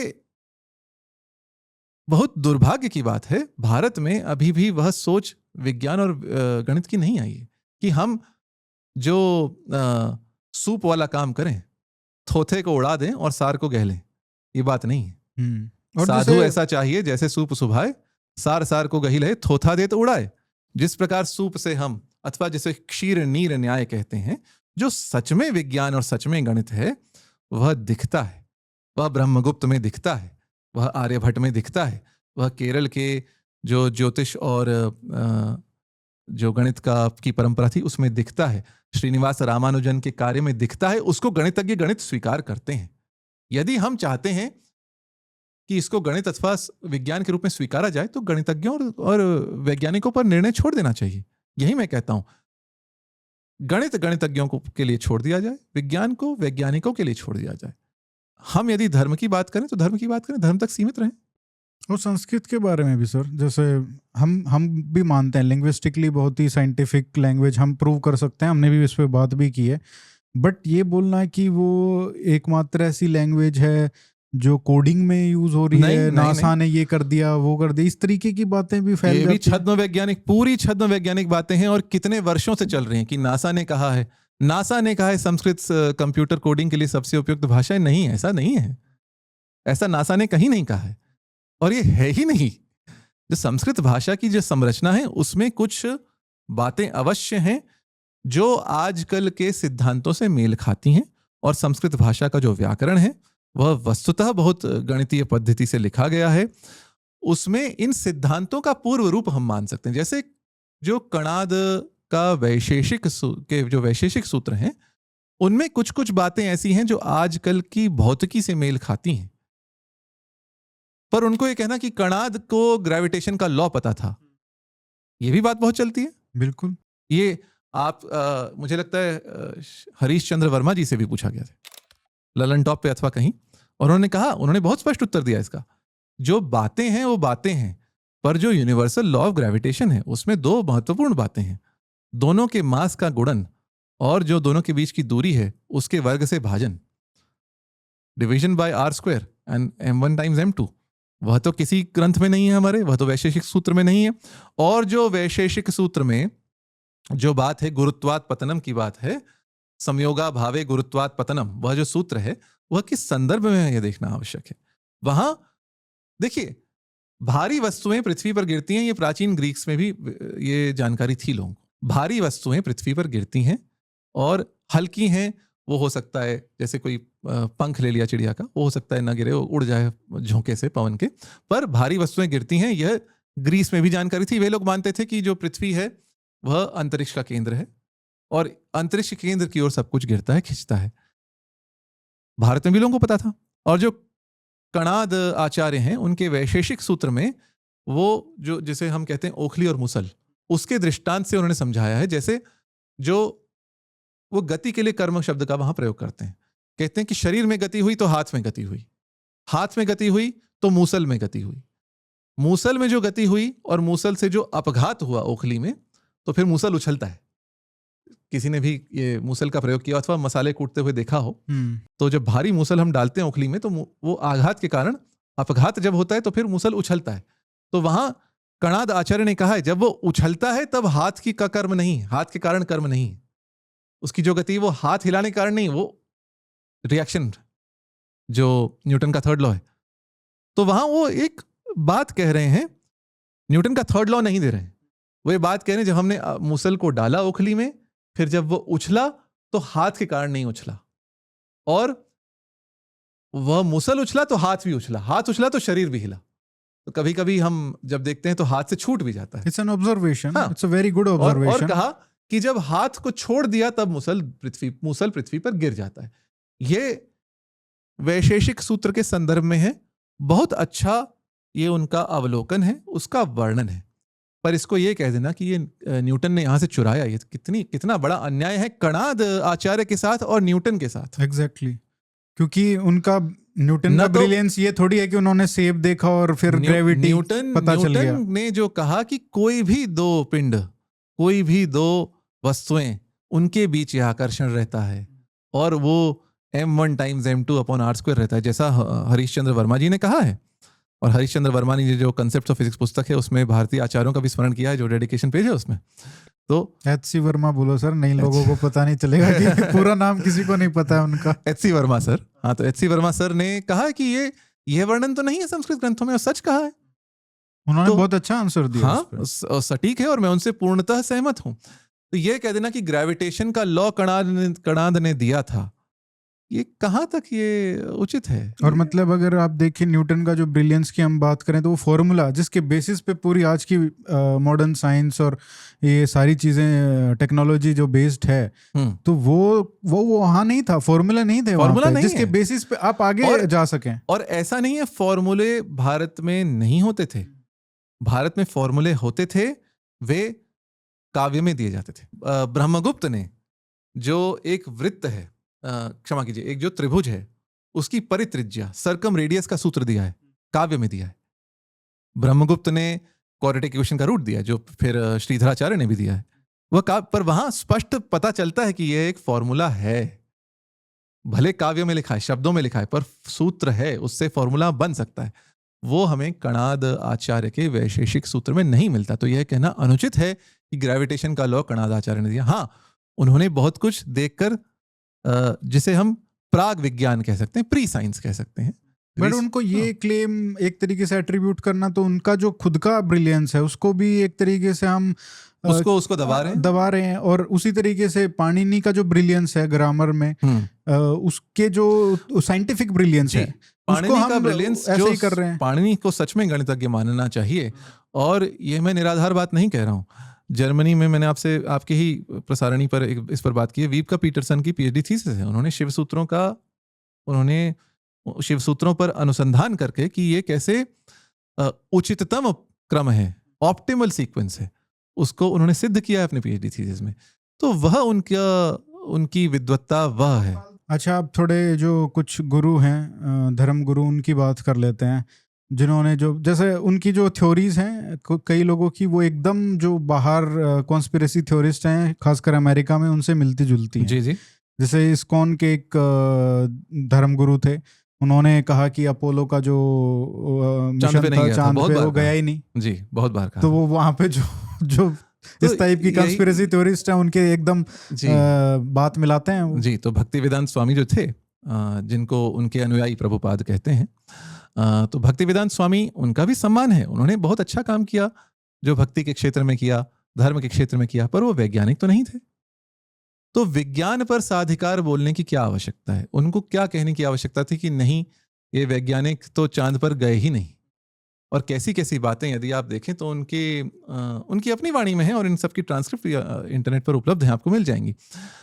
किसी ने कह दिया कि चांद पर क्यों नहीं गए, कि चांद से जो पत्थर लेके आ रहे हैं वो चमचमा नहीं रहे। चांद तो चमचमाता है, चमकता है, तो चांद से जो पत्थर लाए हैं वो तो फीके हैं, तो चांद पर ये लोग गए ही नहीं थे। तो वो कह रहे हैं कि हाँ, सच बात है। तो कह रहे हैं चांद पर गए नहीं, 4 दिन में जा नहीं सकते। हमारे आकलन से, ये भक्तिवेदांत स्वामी ने स्वयं कहा, हमारे आकलन से इतने 7 अथवा 9 मास लगे, 4 दिन में आप नहीं जा सकते। और भारत ने तो यह चंद्रयान उतार दिया दक्षिणी ध्रुव के पास। तो ये कहने की क्या आवश्यकता है? पर यही बात है कि जो बहुत से लोगों को यह पता नहीं चलता कि कहाँ बोलना उचित है, कहाँ बोलने की आवश्यकता नहीं है। अब उनका एक और कहना था भक्तिवेदांत स्वामी का, सूर्य पृथ्वी से निकट है चंद्रमा की अपेक्षा। अच्छा। पर उन्होंने कहा कि इसलिए आप जा नहीं सकते चंद्रमा पे, क्योंकि हमारे पुराणों में ये लिखा है। अब आप वैज्ञानिकों के विषय में ऐसी बात करें तो क्या कहा जाए? विज्ञान इस पर तो नहीं चलता। किसी प्राचीन ग्रंथ में क्या लिखा है? विज्ञान केवल और केवल प्रत्यक्ष प्रमाण पर चलता है, और थोड़ा बहुत अनुमान पर चलता है। अब करपत्री स्वामी जो हैं जी, उनकी बात कर लेते हैं। उन्होंने डार्विन थ्योरी जो है, हाँ, उसको डेवोल्यूशन थ्योरी इस तरीके से अपना उन्होंने जस्टिफिकेशन दिया। और तो उन्होंने कहा कि उनके शब्दों में पृथ्वी भी नहीं घूमती है, उन्होंने ये भी कहा। तो ये बात थी। इसका संदर्भ भी जो वेदार्थ पारिजात उनका ग्रंथ है, इसमें वही दयानंद सरस्वती का खंडन करने लगे थे। जो दयानंद सरस्वती ने जो अर्थ किया पृथ्वी घूमती है, ऐसा वेद मंत्र कह रहा है, वह भी असत्य था। अब उसका, बट ये तो सत्य था कि घूमती है। ये सत्य था घूमती है, वेद मंत्र में कहा गया ये असत्य था, वो दयानंद सरस्वती जी ने कह दिया। अब करपात्र स्वामी जी ने कहा खंडन करना है तो पूरा खंडन कर डालो। तो उनका पृथ्वी घूमती ही नहीं है। और उन्होंने वही प्रमाण दिए जो प्राचीन ज्योतिषीय ग्रंथों में दिए गए हैं, कि जब हम बाण छोड़ेंगे पृथ्वी घूमेगी, तो बाण कहीं और गिर जाएंगे। जब पक्षी सवेरे अपने घोंसले से चला गया, तो यदि पृथ्वी घूमती है तो जब लौट कर आएगा तो वहां पेड़ नहीं रहेगा, तो कैसे होगा? तो ये देखिए, जो पृथ्वी घूमती है तो साथ में वायुमंडल भी घूमता है। ये सिद्धांत है। चलिए, करपात्र स्वामी हो सकता है बहुत महान व्यक्ति थे और हम आदर भी करते हैं, पर जब ये लिख रहे थे उनके किसी शिष्य ने नहीं कहा कि गुरुजी रुक जाएं, यहाँ अपनी लेखनी को विराम दे दें, अभी भारत उपग्रह भेज चुका है, अभी विश्व में बहुत सारे उपग्रह जा चुके हैं, 1980 में हम लिख रहे थे पृथ्वी नहीं घूमती, हमारे धर्मगुरु लिख रहे थे। देखिए, मैं सनातनी हूँ, मैं अपने आप को, मुझे इस पर गर्व है, और मैं भारतीय हूँ, मुझे इस पर गर्व है, और मैं उन भारतीयों का वंशज हूँ जिन्होंने गणित और विज्ञान में सच में उपलब्धियां प्राप्त की थी, इसका भी मुझे गर्व है। तो हमारा यह धर्म बनता है, जो देश में सच्चा ज्ञान था, सच्चा विज्ञान था, सच्चा गणित था, उसको उजागर करें, और ये जो छद्म विज्ञान है, छद्म गणित है, इसका हम उपयुक्त समय पर, उपयुक्त स्थान पर खंडन करते रहें, जिससे एक प्रकार का संतुलन बना रहे। ऐसा ना हो कि सब लोग उन्हीं की बात मानते रहें। सर, जो आजकल के मॉडर्न गुरुज हैं, जिनकी बहुत बड़ी फॉलोइंग है, खासकर मिलेनियर और जेन ज़ी पॉपुलेशन में, तो उनमें एक गुरु हैं सदगुरु, तो उनका 2 क्लेम मैं डिस्कस करना चाहूँगा। एक तो 108 वाला जो क्लेम है, और एक जो आदि योगी का उन्होंने क्लेम किया है, इवोल्यूशन का जो क्लेम है, तो उस पे आप बताइए थोड़ा विस्तार में कि क्लेम है क्या, और उसके बाद उनका खंडन। जो सदगुरु हैं उनका भी मैं सम्मान करता हूँ, उन्होंने बहुत अच्छे काम किए हैं, पर उनको वही बात है कि जब आपको बहुत लोग सुनने लगते हैं, बहुत लोग आपका अंधानुकरण करते हैं, तो आपको संभल कर बोलना चाहिए। जिस विषय का ज्ञान नहीं हो उस विषय में, जिस विषय में पैठ नहीं हो, जिस विषय में पारंगत नहीं हो, उस विषय पर साधिकार बोलने की कोई आवश्यकता नहीं है। तो एक जो उनका बहुत चलचित्र जो अभी कुछ दिन पहले आया था, उसमें उन्होंने कहा था 108 की संख्या पे वो कुछ कह रहे हैं, तो उन्हीं के शब्द हैं, मैं पढ़ देता हूं जिससे किसी को आपत्ति ना हो। तो उन्होंने कहा, the diameter of the sun is 108 times the diameter of the earth, the distance between the sun and the earth is 108 times the diameter of the sun, the distance between the moon and the earth is 108 times the diameter of the moon, and all this Indian yogis and mystics espied well before Galileo was born. When the rest of the world was still thinking the world is flat, these people had fully calculated exactly what are the distances between the earth and the moon, between earth and the sun, and the relationship between these rotations of the moon and the rotations of the planet. ये पूरा का पूरा pseudo scientific claim है। ये WhatsApp forward वाली बात है, जो व्हाट्सएप फॉरवर्ड अब सदगुरु अपने श्रोताओं को और दर्शकों को बता रहे हैं। प्रश्न होना चाहिए, आप जो कह रहे हैं उसका प्रमाण क्या है? आप कह रहे हैं Indian yogis had computed. Yogis और मिस्टिक्स ने क्या कंप्यूटेशन किया? कंप्यूटेशन तो आर्यभट्ट ने किया, कंप्यूटेशन तो सूर्य सिद्धांत के लेखक ने किया। किस योगी ने किया, किस मिस्टिक ने किया, बताइए। कहाँ लिखा है, किस ग्रंथ में, बताइए। वही जो डॉक्टर हर्षवर्धन से पूछा गया कि कहाँ, किसका स्रोत, ये कहाँ है, स्रोत कहाँ है जी, जो स्टीफन हॉकिंग ने कहा था वेदों में E=mc² से भी अधिक उन्नत भौतिकी है, तो उनका सोर्स आप ढूंढ लीजिए। तो सदगुरु के पास क्या प्रमाण है? अब मैं प्रमाण देता हूं सूर्य सिद्धांत से। सूर्य सिद्धांत के अनुसार पृथ्वी का व्यास है 1600 योजन।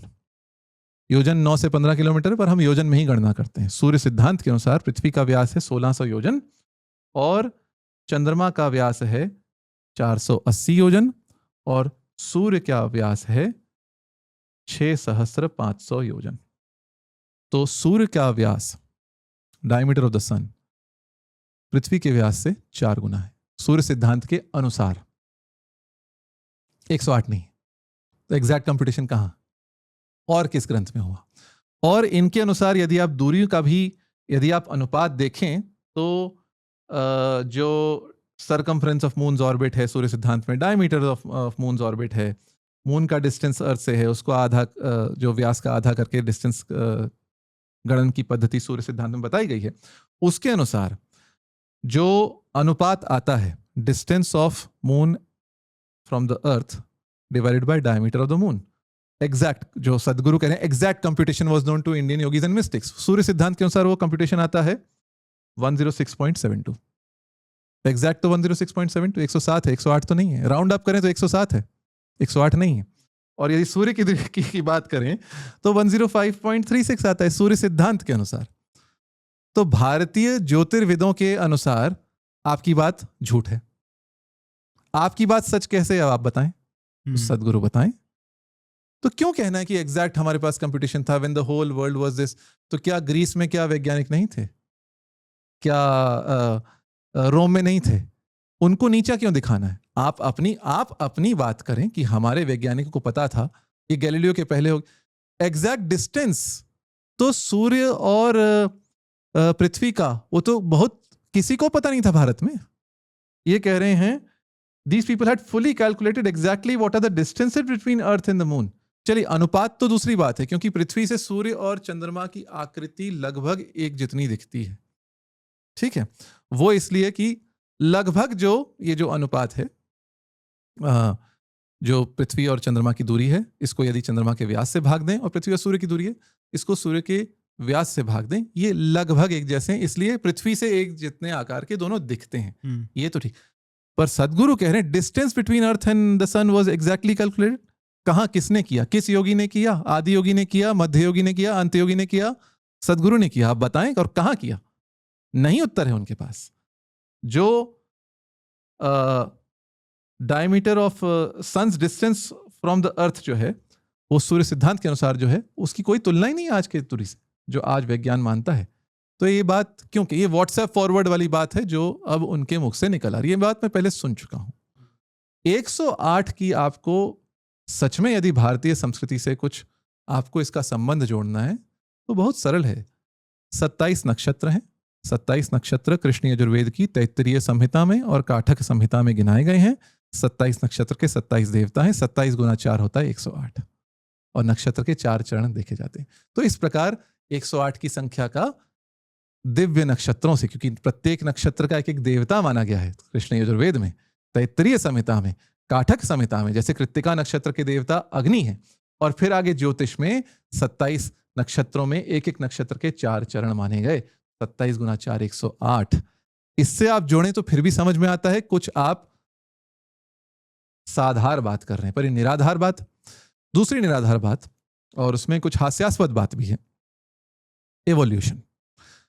एवोल्यूशन से आज तक हिंदू धर्म गुरु सहज नहीं है। अच्छा। उनको लगता है कि एक पक्ष ये कि ये नहीं हुआ था एवोल्यूशन, दूसरा पक्ष कि हमें पहले से पता था। वो दोनों एक्सट्रीम बीच में कुछ नहीं है। अच्छा, इसकी हम तुलना करें यदि 20वीं शताब्दी के मध्य तक अथवा प्रारंभ तक जो कैथोलिक ईसाइयों के पोप हैं, वो कहते थे इवोल्यूशन नहीं हुआ है, पर उसके पश्चात इनका मत परिवर्तन हुआ। आज के पोप कहते हैं इवोल्यूशन हुआ है, और इवोल्यूशन में हम ईश्वर की सृष्टि देखते हैं। तो वहां एक परिवर्तन हुआ, जो इनके पहले के पोप कहते थे वो आज के पोप नहीं कह रहे हैं। इसी परिवर्तन का एक उदाहरण मैं दे रहा हूं। शंकराचार्य जी का जो काल है, आद्य शंकराचार्य का जो काल है, उसको लेकर श्रृंगेरी मठ में के आचार्यों में मत परिवर्तन हुआ है। श्रृंगेरी मठ की आप औपचारिक वेबसाइट पर आज जाएं तो वहां शंकराचार्य, आद्य शंकराचार्य का जो काल है, वो आपको 8वीं 9वीं शताब्दी का मिलेगा। पहले आचार्य नहीं मानते थे, अब ऐतिहासिक साक्ष्यों को लेकर इन्होंने मत परिवर्तन किया। तो ऐसा मत परिवर्तन होना कोई बुरी बात नहीं है। विदेशों में भी होता है, हमारे देश में भी हुआ है, पर विकासवाद को लेकर आज तक नहीं हुआ। विकासवाद को करपात्र स्वामी जी कहते थे, मैंने विकासवाद का खंडन कर दिया। खंडन क्या किया उन्होंने ऐसे ऐसे तर्क दिए हैं कि जो अमीबा है, एक कोशिकीय जो जीव है, वह एक वृक्ष से अधिक जटिल है, क्योंकि अमीबा के शरीर में छेद हो जाता है। तो उनके अनुसार amoeba is a more complex life form than a tree. इस पर कौन वैज्ञानिक विश्वास करेगा कि सिंगुलर सेलुलर से मल्टी सेलुलर कॉम्प्लेक्स है? ये तो सब जानते हैं। तो single cellular is more complex. वो कह रहे हैं तो विकासवाद नहीं हुआ, ह्रासवाद हुआ था। पहले मनुष्य 30-30 फुट लंबे होते थे, अब नीचे होते गए, अब उनकी आयु घटती गई। ह्रासवाद, उन्होंने कहा डेवोल्यूशन का सिद्धांत, जो भी हमारे ग्रंथों में नहीं है, तो उन्होंने इसको वैज्ञानिक सिद्धांत के रूप में प्रस्तुत किया। और उन्होंने कहा कि ये डार्विन का सारा झूठ है, ये विकासवाद है ही नहीं। इसकी पुष्टि में इन्होंने अमेरिकी सृष्टिवादियों के तर्क भी दिए, अमेरिकन क्रिएशनिस्ट के तर्क दिए। वहां एक अपवाद चलता था, एक झूठ चलता था कि कोई पुराना जूता मिला है जो इतने लाखों वर्ष पुराना है। इससे सिद्ध होता है कि दसियों लाखों वर्ष पहले अथवा लाखों वर्ष पहले मनुष्य थे। तो आज का जो एवोल्यूशन का सिद्धांत है झूठा है। उसको उन्होंने अपनी पुस्तक में डाला, जो सच में एक मिथ्यावाद था। तो अपने पक्ष की पुष्टि में उन्होंने अमेरिकी ईसाई सृष्टिवादियों के भी तर्क दिए। तो ये उनकी बात थी। एक बाबा रामदेव का भी बताता हूँ आपको जी तो वो कहते थे कि जब जो इवोल्यूशन की बात लोग करते थे, पत्रकार जो जी। खासकर, तो क्योंकि उन्होंने कहीं बोला होगा तो किसी ने क्वेश्चन किया, तो उन्होंने बोला तुम्हारे होंगे बंदर पूर्वज, ये हमारे तो ऋषि थे। बहुत बड़ी भ्रांति है, बहुत बड़ी भ्रांति है, बहुत सारे लोगों में भ्रांति है कि इवोल्यूशन का अर्थ है मनुष्य के पूर्वज बंदर थे। इवोल्यूशन ये नहीं कहता है। इवोल्यूशन का सिद्धांत कहता है मनुष्यों और जो वनमानुष हैं, एप फैमिली है, इनका एक समान पूर्वज था। और यही नहीं कहता है, ये कहता है सभी प्रजातियों का एक कॉमन एंसेस्टर था जिसको LUCA कहते हैं, लास्ट यूनिफॉर्म कॉमन एंसेस्टर, ऐसा कुछ कहते हैं। तो सिद्धांत ये नहीं कहता है पूर्वज बंदर थे, सिद्धांत कहता है ये एक ही प्रजाति से आए हैं, वनमानुष और मनुष्य। Apps and humans had a common ancestor. पर उसको समझना है नहीं, समझे बिना खंडन कर देना है। हमारे जो धर्मशास्त्र हैं वो कहते हैं मनु और शतरूपा से सारी सृष्टि हुई है। उपनिषद कहते हैं मनु और शतरूपा मनुष्य थे और उन्हीं ने सभी पशु पक्षी योनियों में अलग अलग रूप धारण करके उस योनि के जीवों की सृष्टि की। तो एक प्रकार से हम भी मानते हैं, हमारे पूर्वज मानते थे कि मनु और शतरूपा से सारी सृष्टि हुई है। तो वो सब क्रिएशनिज्म वाला है यहाँ पे भी, क्रिएशनिज्म है। देखिए आज का विज्ञान के अनुसार वो ठीक नहीं है, वो उस समय की मान्यता है। मैं जैसा कहता हूँ मान्यता का ये अर्थ नहीं मान्यता अनादर के योग्य है, नहीं, मान्यता का अर्थ है वह सिद्ध नहीं की गई है, प्रमाणित नहीं की गई, मान्यता है। तो उस मान्यता के अनुसार कहा गया था मनु और शतरूपा प्रत्येक पशु और पक्षी के रूप उन्होंने धारण किया और उससे तत्त पशु पक्षी प्रजाति की सृष्टि हुई। अन्य हमारी मान्यता है कि कश्यप मुनि से और उनकी पत्नियों से सबकी सृष्टि हुई। एक पत्नी से पौधों की सृष्टि हुई, एक पत्नी से सर्पों की सृष्टि हुई, एक पत्नी से अश्वों की सृष्टि हुई। इस प्रकार से ये मानते थे, ये मान्यता है। बट एक पूरा स्कूल है, एक बहुत लोग हैं, एक सेक्शन है जो ये भी प्रूव करता है कि हम तो एवोल्यूशन मानते हैं क्योंकि आप विष्णु के 10 अवतार देख लो, उनका वो जैसे है कि पहले मछली और ये सारा ऐसे हुआ। यही बात है कि कहीं स्पष्टतः क्या लिखा गया कि एक प्रजाति से कुछ परिवर्तन होकर दूसरी प्रजाति बनती है? यदि वह नहीं लिखा गया तो ये सब आपकी अटकलें हैं। हम अवतार जो मानते हैं वो अवतार का सिद्धांत जो है वह अपने आप में धर्म के क्षेत्र में एक महान सिद्धांत है। उसको और महान बनाने की क्या आवश्यकता है? ये तो ये हो गया कि मेरी माँ महान है, मैं जानता हूं मेरी माँ महान है, पर मेरी माँ सब माँओं से महान है और आप इसको मानिए। ये क्या बात हुई? यही बात हम कर रहे हैं ना। हमारे ऋषि महान थे, पर हमारे ऋषि इतने महान थे उनको एवोल्यूशन पता था और उनको ये पता था। या फिर मेरी माँ महान है बिकॉज वो साइंटिफिक है, इसलिए कोई जस्टिफिकेशन नहीं। मैं मानता हूं मेरी माँ महान है, मेरे लिए वो सबसे महान है। उसमें साइंस घुसेड़ने की जरूरत ही नहीं है। उसमें मैं साइंस को, उसमें मैं मैथमेटिक्स लाऊं, उसमें ऑप्टिमल फंक्शन बनाऊं, ये तो अपना उपहास कर रहा हूँ ना भाई। तो हमारे जो 10 अवतार हैं उनमें एक सिद्धांत है और वो अपने आप में एक महान सिद्धांत है। वो उस पर उससे आप सहमत हो असहमत हो, उसके चारों ओर हमारी संस्कृति का विकास हुआ ही है। पर उसको ये कहना कि ये एवोल्यूशन है, कहाँ स्पष्टता कहाँ का? विज्ञान ये है कि स्पष्टता कहा जाए। हम यदि कहते हैं कि नहीं ऐसा कोई एवोल्यूशन अथवा ऐसे किसी विकासवाद का वर्णन प्राचीन ग्रंथ में नहीं है, तो हम प्राचीन ग्रंथों के साथ और अपने पूर्वजों के साथ हम न्याय कर रहे हैं। हम अन्याय तब करते हैं जब हम कहते हैं हमारे पूर्वजों को, हमारे ऋषि मुनियों को विकासवाद पता था और इसकी अति की है। सदगुरु जी ने एक चलचित्र में कहते हैं आदि योगी को डार्विन से 15 सहस्र वर्ष पहले, 15,000 years before Darwin, Adi Yogi gave this theory of evolution. कब दी, कहां दी, किस भाषा में दी, किस ग्रंथ में है, किस पांडुलिपि में है, इसका कोई विवरण नहीं है, इसका कोई उत्तर भी नहीं मिलेगा। वही बात हो जाएगी जो डॉक्टर हर्षवर्धन की बात हुई थी। विज्ञान और प्रौद्योगिकी के मंत्री होने के नाते उनको ऐसा नहीं कहना चाहिए था कि स्टीफन हॉकिंग ने यह कहा था वेदों में जो E=mc² है उससे भी अधिक उन्नत विज्ञान है। जब पूछा गया स्रोत कहाँ है तो उन्होंने कहा कि आप ढूंढिए। तो सदगुरु जब कह रहे हैं कि डार्विन से 15 सहस्र पहले आदि योगी ने विकासवाद का, इवोल्यूशन का सिद्धांत दिया था, तो आप प्रमाणित कीजिए, सदगुरु जी आप प्रमाणित कीजिए, आप बताइए कहां दिया था। और यदि आप कहें कि ये मुझे समाधि में ज्ञात हुआ तो ये सूडो साइंस है, क्योंकि आपको जो समाधि में ज्ञात हुआ वो फॉल्सिफाइबल नहीं है, उसको मैं झुठला नहीं सकता, उसको मैं परख नहीं सकता, मैं देख नहीं सकता ये सच है झूठ है, तो इट इज सूडो साइंस। और आप सूडो साइंस इतने बड़े मंच पर कर रहे हैं, आपके इतने अनुयायी हैं, युवा अनुयायी हैं, जो आप कह रहे थे कि मिलेनियल्स हैं, जेनजी हैं, जेन अल्फा हैं, तो उनको आप बहका रहे हैं, उनको आप भरमा रहे हैं।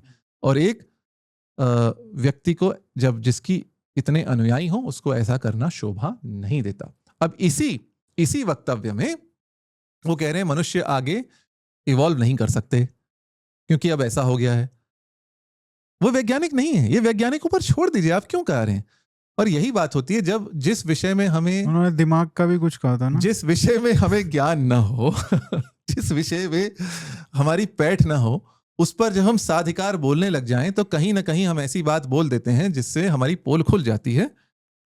मैं उन पर कोई व्यक्तिगत आक्षेप नहीं लगा रहा हूं, पर उस वक्तव्य में उन्होंने कह दिया कि our brain is like this brain. आप न्यूरोलॉजिस्ट नहीं हैं, आप क्यों बातें कर रहे हैं। उन्होंने कह दिया our brains are light, the human brain is light because it is mostly air. जब मैंने सुना मेरे मुंह से हंसी छूट पड़ी। क्या कह रहे हैं, हमारा जो मस्तिष्क है 75 से 80% जल है, वाटर है, एयर नहीं है। कहां से उन्होंने निकाला, अब कोई प्रश्न करे। अब इस पर यदि कोई रील बनाए, अब ये भी है, देखिए जो हम कह रहे थे कि अनुयायी लोग कभी रोकते नहीं हैं, अनुयायी लोग एक और काम करते हैं। यदि सदगुरु जी के किसी चलचित्र को लेकर हम उसको संदर्भित करके रील बना दें तो अटैक शुरू हो जाता लीगल है। Case supreme court, high court order होकर रील निकल जाएगी।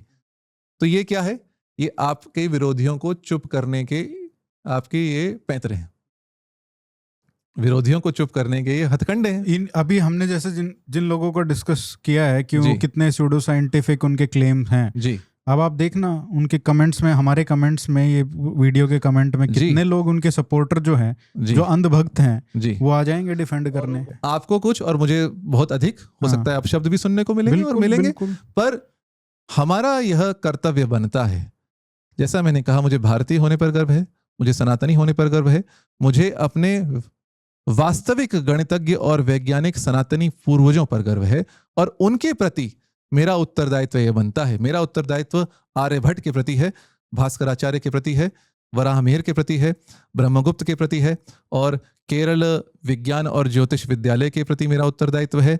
और जो भारत के आधुनिक गणितज्ञ और वैज्ञानिक हैं, एक से एक महान, श्रीनिवास रामानुजन हों, अथवा अशोक सेन हों, अथवा सत्येंद्रनाथ बसु हों, अथवा मणींद्र अग्रवाल हों, इनके प्रति हमारा उत्तरदायित्व है। जो कमेंट कर रहे हैं उनके प्रति मेरा उत्तरदायित्व नहीं है। अब एक और बात हम करें वैदिक भौतिकी की। एक आचार्य अग्निव्रत नैष्ठिक हैं, आपने हो सकता है नाम सुना हो।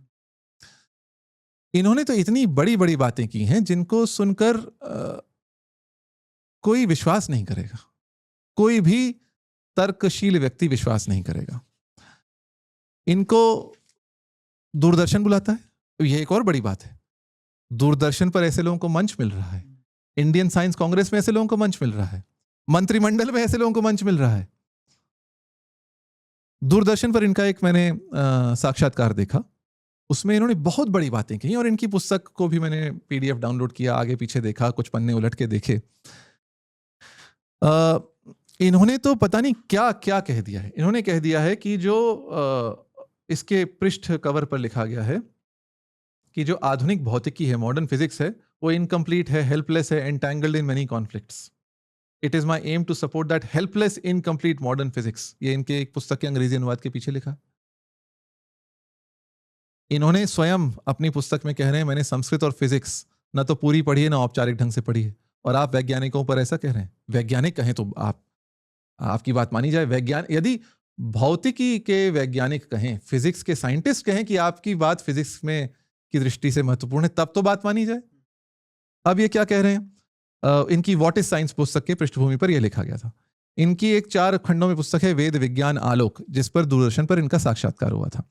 ये कहते हैं यह ऐतरेय ब्राह्मण का वैज्ञानिक व्याख्या जो इनसे पहले किसी ने नहीं की, और इसमें इन्होंने एक वैदिक थ्योरी ऑफ यूनिवर्स दी है, जिसमें क्या क्या कवर किया। पुस्तक के आवरण पृष्ठ पर क्या क्या लिखा गया है, cosmology, plasma physics, astrophysics, string theory, quantum field theory, particle physics, nuclear physics, ये इतने भारी शब्द हैं, इनमें एक एक विषय पर आपको महारत प्राप्त करनी हो तो दशकों बीत जाएंगे।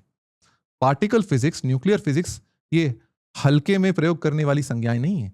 इनकी पुस्तक के पृष्ठ पर ये सब शब्द लिखे गए हैं और इनकी बातें क्या हैं कि ये कहते हैं मेरी जो पुस्तक है, it is a big challenge to modern theoretical physicist.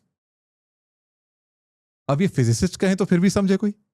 आप कह रहे हैं इनमें सब समस्याओं का समाधान है, इन क्षेत्रों में नए नए अनुसंधानों के लिए आगामी 100 वर्षों के लिए पर्याप्त सामग्री इनकी पुस्तक में, तो आप ही कर लीजिए अनुसंधान।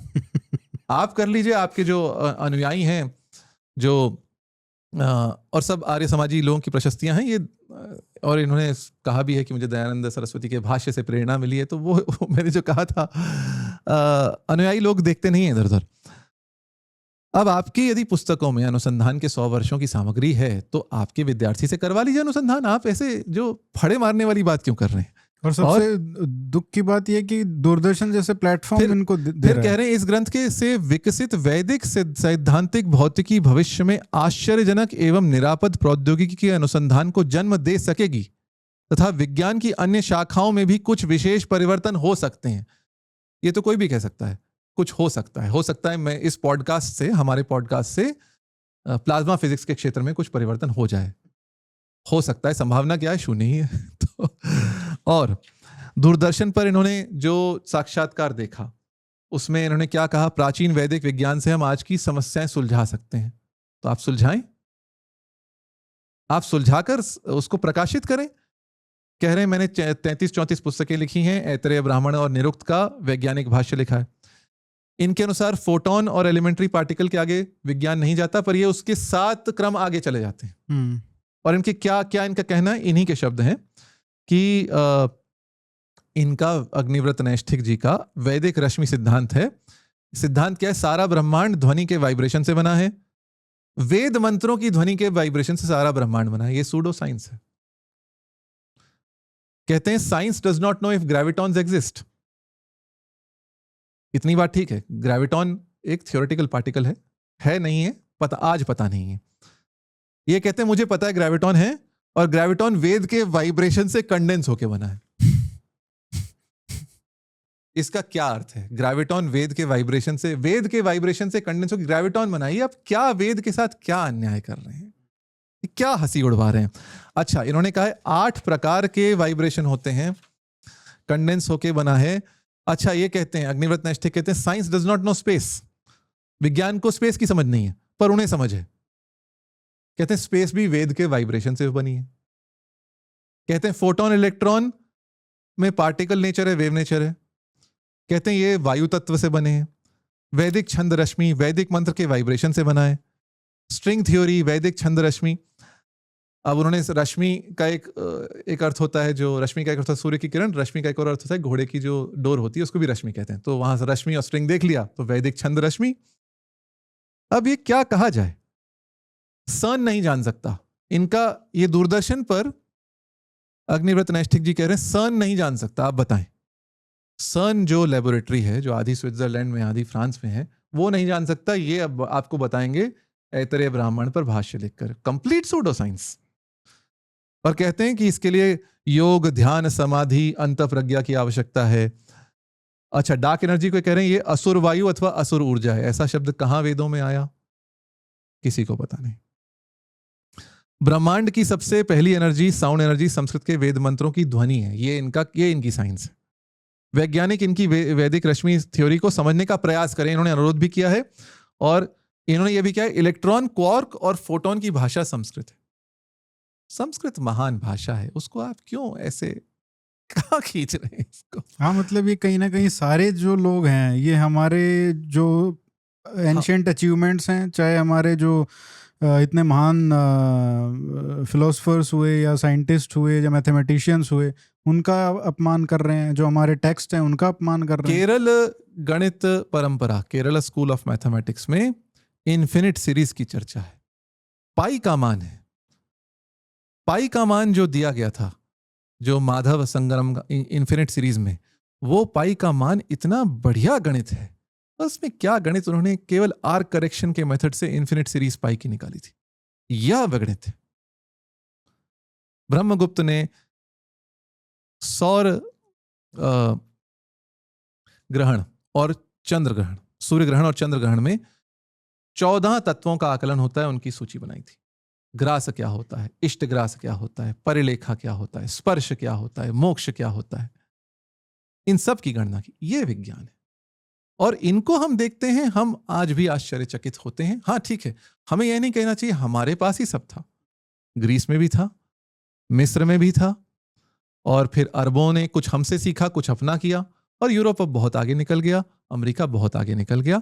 हम बहुत पीछे हैं, हमें आगे आने की आवश्यकता है। चीन से हम बहुत पीछे हैं, हमें आगे आने की आवश्यकता है, और हम ऐसे तो आगे नहीं आएंगे। इससे विज्ञान और सूडो साइंस से तो नहीं होगा, सूडो साइंस, सूडो मैथमेटिक्स से विज्ञान और क्योंकि गणित अगर में आप कुछ यही नहीं मान है। लोगे कि जो भी वहां हो रहा है वो हमारे पहले से ही है, तो आपको करने की जरूरत ही नहीं है। क्या तो फिर आवश्यकता सारे है? नोबेल प्राइजेस हैं यूरोप वाले, फिर हम बस छाती अमेरिका फुला वाले, के बैठे रहें वही लेके और बस। जाएंगे। इस बात पर भी मैं कहना चाहता हूं, आपने नोबेल पुरस्कार की बात की, बहुत अच्छी बात की। यहूदी विश्व की जनसंख्या का 0.2% हैं, और विश्व में आज तक जितने नोबेल पुरस्कार दिए गए हैं उनमें 20% यहूदियों ने दिए हैं, जो पूरे यहूदी हैं अथवा जिनके माता अथवा पिता यहूदी हैं। एक माता पिता में से वो एक। तो खैर लोग बोल देंगे जूविश कॉन्स्पिरेसी उसके तहत मिलते हैं। भाई अब आइंस्टाइन यहूदी थे तो क्या इसमें कॉन्स्पिरेसी क्या है? हाँ। थे तो क्या कहे। नहीं, इस टाइप के भी लोग हो गए ना, जो बाहर की यूएस की कॉन्स्पिरेसी थ्योरीज वगैरह जो चलती थी वो यहाँ पे इंपोर्ट की जा रही हैं जी, हमारे डिस्कोर्स में। और विज्ञान के क्षेत्र में यहूदियों ने, पूरे यहूदी अथवा जो आधे यहूदी हैं अर्थात माता पिता में से एक यहूदी है, 150 से अधिक नोबेल पुरस्कार अर्जित किए हैं। 150 से अधिक, और पूरा देख लें तो 200 से अधिक। यह वह समाज है जो विज्ञान और गणित में उन्नत है, और हमें इनसे सीखना चाहिए। हमारे पूर्वजों ने क्या रोमक सिद्धांत नहीं सीखा? क्या यवन जातक नहीं सीखा? हमने यवनों से अर्थात उस समय के यूनानियों से और उस समय के रोम के लोगों से हमने बहुत कुछ सीखा ज्योतिष के क्षेत्र में। तभी तो रोमक सिद्धांत आया, तभी तो ताजिक सिद्धांत आया, तभी तो यवन सिद्धांत आया, और यवनाचार्यों को हमने सम्मान दिया। हमारे पूर्वजों ने कहा कि ये यज्ञ नहीं करते हैं पर इनके पास यह विद्या है, इसलिए हमें सीखनी चाहिए। तो जब हमारे पूर्वज यह कर सकते तो हम क्यों नहीं कर सकते? जो दूसरे के पास है उस विद्या को सीखना चाहिए। यही वैदिक अवधारणा है कि ये सारे भद्र विचार हमें चारों ओर से आए। आनो भद्रा कृतवो यंतु विश्वतः। तो यदि वैदिक अवधारणा को हमें मानना है, सम्मान देना है, तो सबसे सीखना है, अपनी स्थिति का, अपनी वस्तु स्थिति का आकलन करना है। हम विज्ञान और गणित में सबसे आगे थे, यह कहने से हम आगे नहीं हो जाते। छाती फुलाने से हम बड़े नहीं हो जाते। बिल्कुल, क्योंकि हम उससे नुकसान ही आगे है। बढ़ने से बड़े होते हैं। और यदि आज हम देखें चीन जिस प्रकार से गणित और विज्ञान के क्षेत्र में आगे बढ़ता जा रहा है, इसके प्रमाण देने की आवश्यकता नहीं है। इंटरनेशनल मैथमेटिकल ओलंपियाड पिछले कुछ वर्षों के आप परिणाम उठा के देख लें, चीन और अमेरिका 19-20 रहते हैं, और अमेरिका की जो दल रहता है उसमें 6 में से 4 अथवा 5 चीनी मूल के लोग रहते हैं, और 5वां अथवा 6ठा भारतीय मूल का रहता है, और जो 6ठा हो गया वो यहूदी रहता है। ये विनोद की बात है, पर चीन और अमेरिका दोनों 19-20 हैं इंटरनेशनल मैथ ओलंपियाड में। आज चीन जो प्योर साइंसेस में आगे बढ़ रहा है, हम बहुत पीछे हैं, बहुत पीछे हैं। प्रदूषण मुक्ति हो रही है चीन में। आज चीन में, मैं कुछ दिन पहले चीन की यात्रा करके आया हूं, और मैंने चीन की यात्रा पिछली बार की थी 14-15 के आसपास, लगभग 13-14 में। शेंजन और बीजिंग का कायाकल्प हो चुका है। जो एक समय, मुझे ध्यान है 2004-5 की बात है, मैं टाइम मैगजीन पढ़ता था उस समय विश्व के सबसे प्रदूषित नगरों में 10 में से 8 चीन में हुआ करते थे। आज नहीं है। आज बीजिंग में प्रदूषण पूरा हट चुका है। जो वहां नाला होता था, जो आज बंबई में मीठी नदी जिसे कहते हैं, इस प्रकार के जो नाले होते थे उनमें स्वच्छ जल बह रहा है। 50% से अधिक चीन में बिजली की कारें आज बिक रही हैं। बीजिंग में आपको पेट्रोल की गाड़ी नहीं दिखती, सारी बिजली की गाड़ियां दौड़ रही हैं सरपट सड़कों पर, और साइकिलों में क्रेडिट कार्ड लग चुका है, क्रेडिट कार्ड रीडर लग चुका है, अथवा जो आपका अलीबाबा का रीडर लग चुका है। साइकिल कहीं से भी उठाओ, कहीं भी जाओ, उसको छोड़ दो, आपके कार्ड से पैसे कट जाएंगे। चीन विज्ञान से आगे बढ़ रहा है, चीन गणित से आगे बढ़ रहा है, और यदि हमें आगे बढ़ना है तो हमें छद्म विज्ञान और छद्म गणित को छोड़कर वास्तविक विज्ञान, वास्तविक गणित को अपनाना होगा। जो हमारे जो सच्चे वैज्ञानिक हैं उनको सम्मान देना होगा। और क्योंकि ये सच भी है ना, क्योंकि 500 साल का अगर हम इतिहास देखें जो मॉडर्निटी का है, उसमें वही देश आगे बढ़ा है, चाहे यूके हो और अभी अमेरिका और अभी चीन का एग्जाम्पल ले लें, बीच में जर्मनी का अथवा इसराइल का एग्जाम्पल, किसी भी देश का एग्जाम्पल ले लें, जब तक वो साइंटिफिक टेम्परामेंट नहीं आएगा तब तक आप नहीं बढ़ सकते। और यह धर्म के साथ संभव है। ऐसा नहीं है कि हम धार्मिक हैं तो हम वैज्ञानिक नहीं हो सकते। यह भी बहुत लोगों में भ्रांति है कि ये तो एवोल्यूशन है, ये तो वेद विरुद्ध है। ये क्या आप कह लेंगे इससे? आपकी मान्यता आपके स्थान पर है, एवोल्यूशन अपने स्थान पर है, विज्ञान अपने स्थान पर है। यदि हम वैज्ञानिक होते होते वैज्ञानिक दृष्टिकोण के साथ साथ, गणितीय दृष्टिकोण के साथ साथ हम अपनी परंपरा का सम्मान भी करें, उसको भी आगे लेकर बढ़ें, तभी तो हम कर्मयोगी हुए, तभी तो हमारा संतुलन हुआ। समत्वम योग उच्यते, तभी तो समता हुई।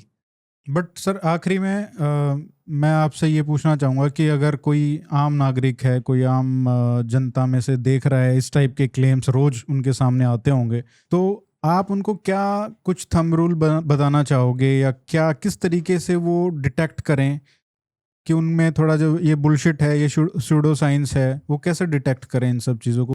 देखिए, आजकल तो बहुत सरल उपाय है और बहुत सारे ऐसे मिथ्यावादों के लिए, ऐसे क्लेम को ध्वस्त करने का बहुत सरल उपाय है। केवल आप चैट जीपीटी, जेमिनी, क्लॉड से पूछ लें। पहले इस प्रारंभ वहां से करें और फिर पुस्तकें देखें, लोगों से पूछें।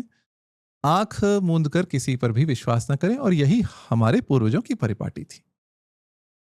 जब मल्लिनाथ ने, जिन्होंने कालिदास के काव्यों पर टीकाएं लिखी, उन्होंने कहा नामूलम लिख्यते किंचित नानपेक्षितम उच्यते। उन्होंने अपने टीका की बात की। बिना मूल के कुछ लिखा नहीं जा रहा है और जो अनपेक्षित है वह कहा नहीं जा रहा है। बिना मूल के न लिखा जाए, बिना मूल के किसी बात पर विश्वास न करें, उसका प्रमाण देखें और तभी आप आगे बढ़ें। विज्ञान अथवा गणित के क्षेत्र में प्रमाण का बहुत महत्व है और हमारे न्याय शास्त्र में भी प्रमाण का महत्व है। हमारे प्रमाण की कोटि अलग है, प्रमाण की श्रेणी अलग है, प्रमाण का तारतम्य अलग है, वो बात अलग है।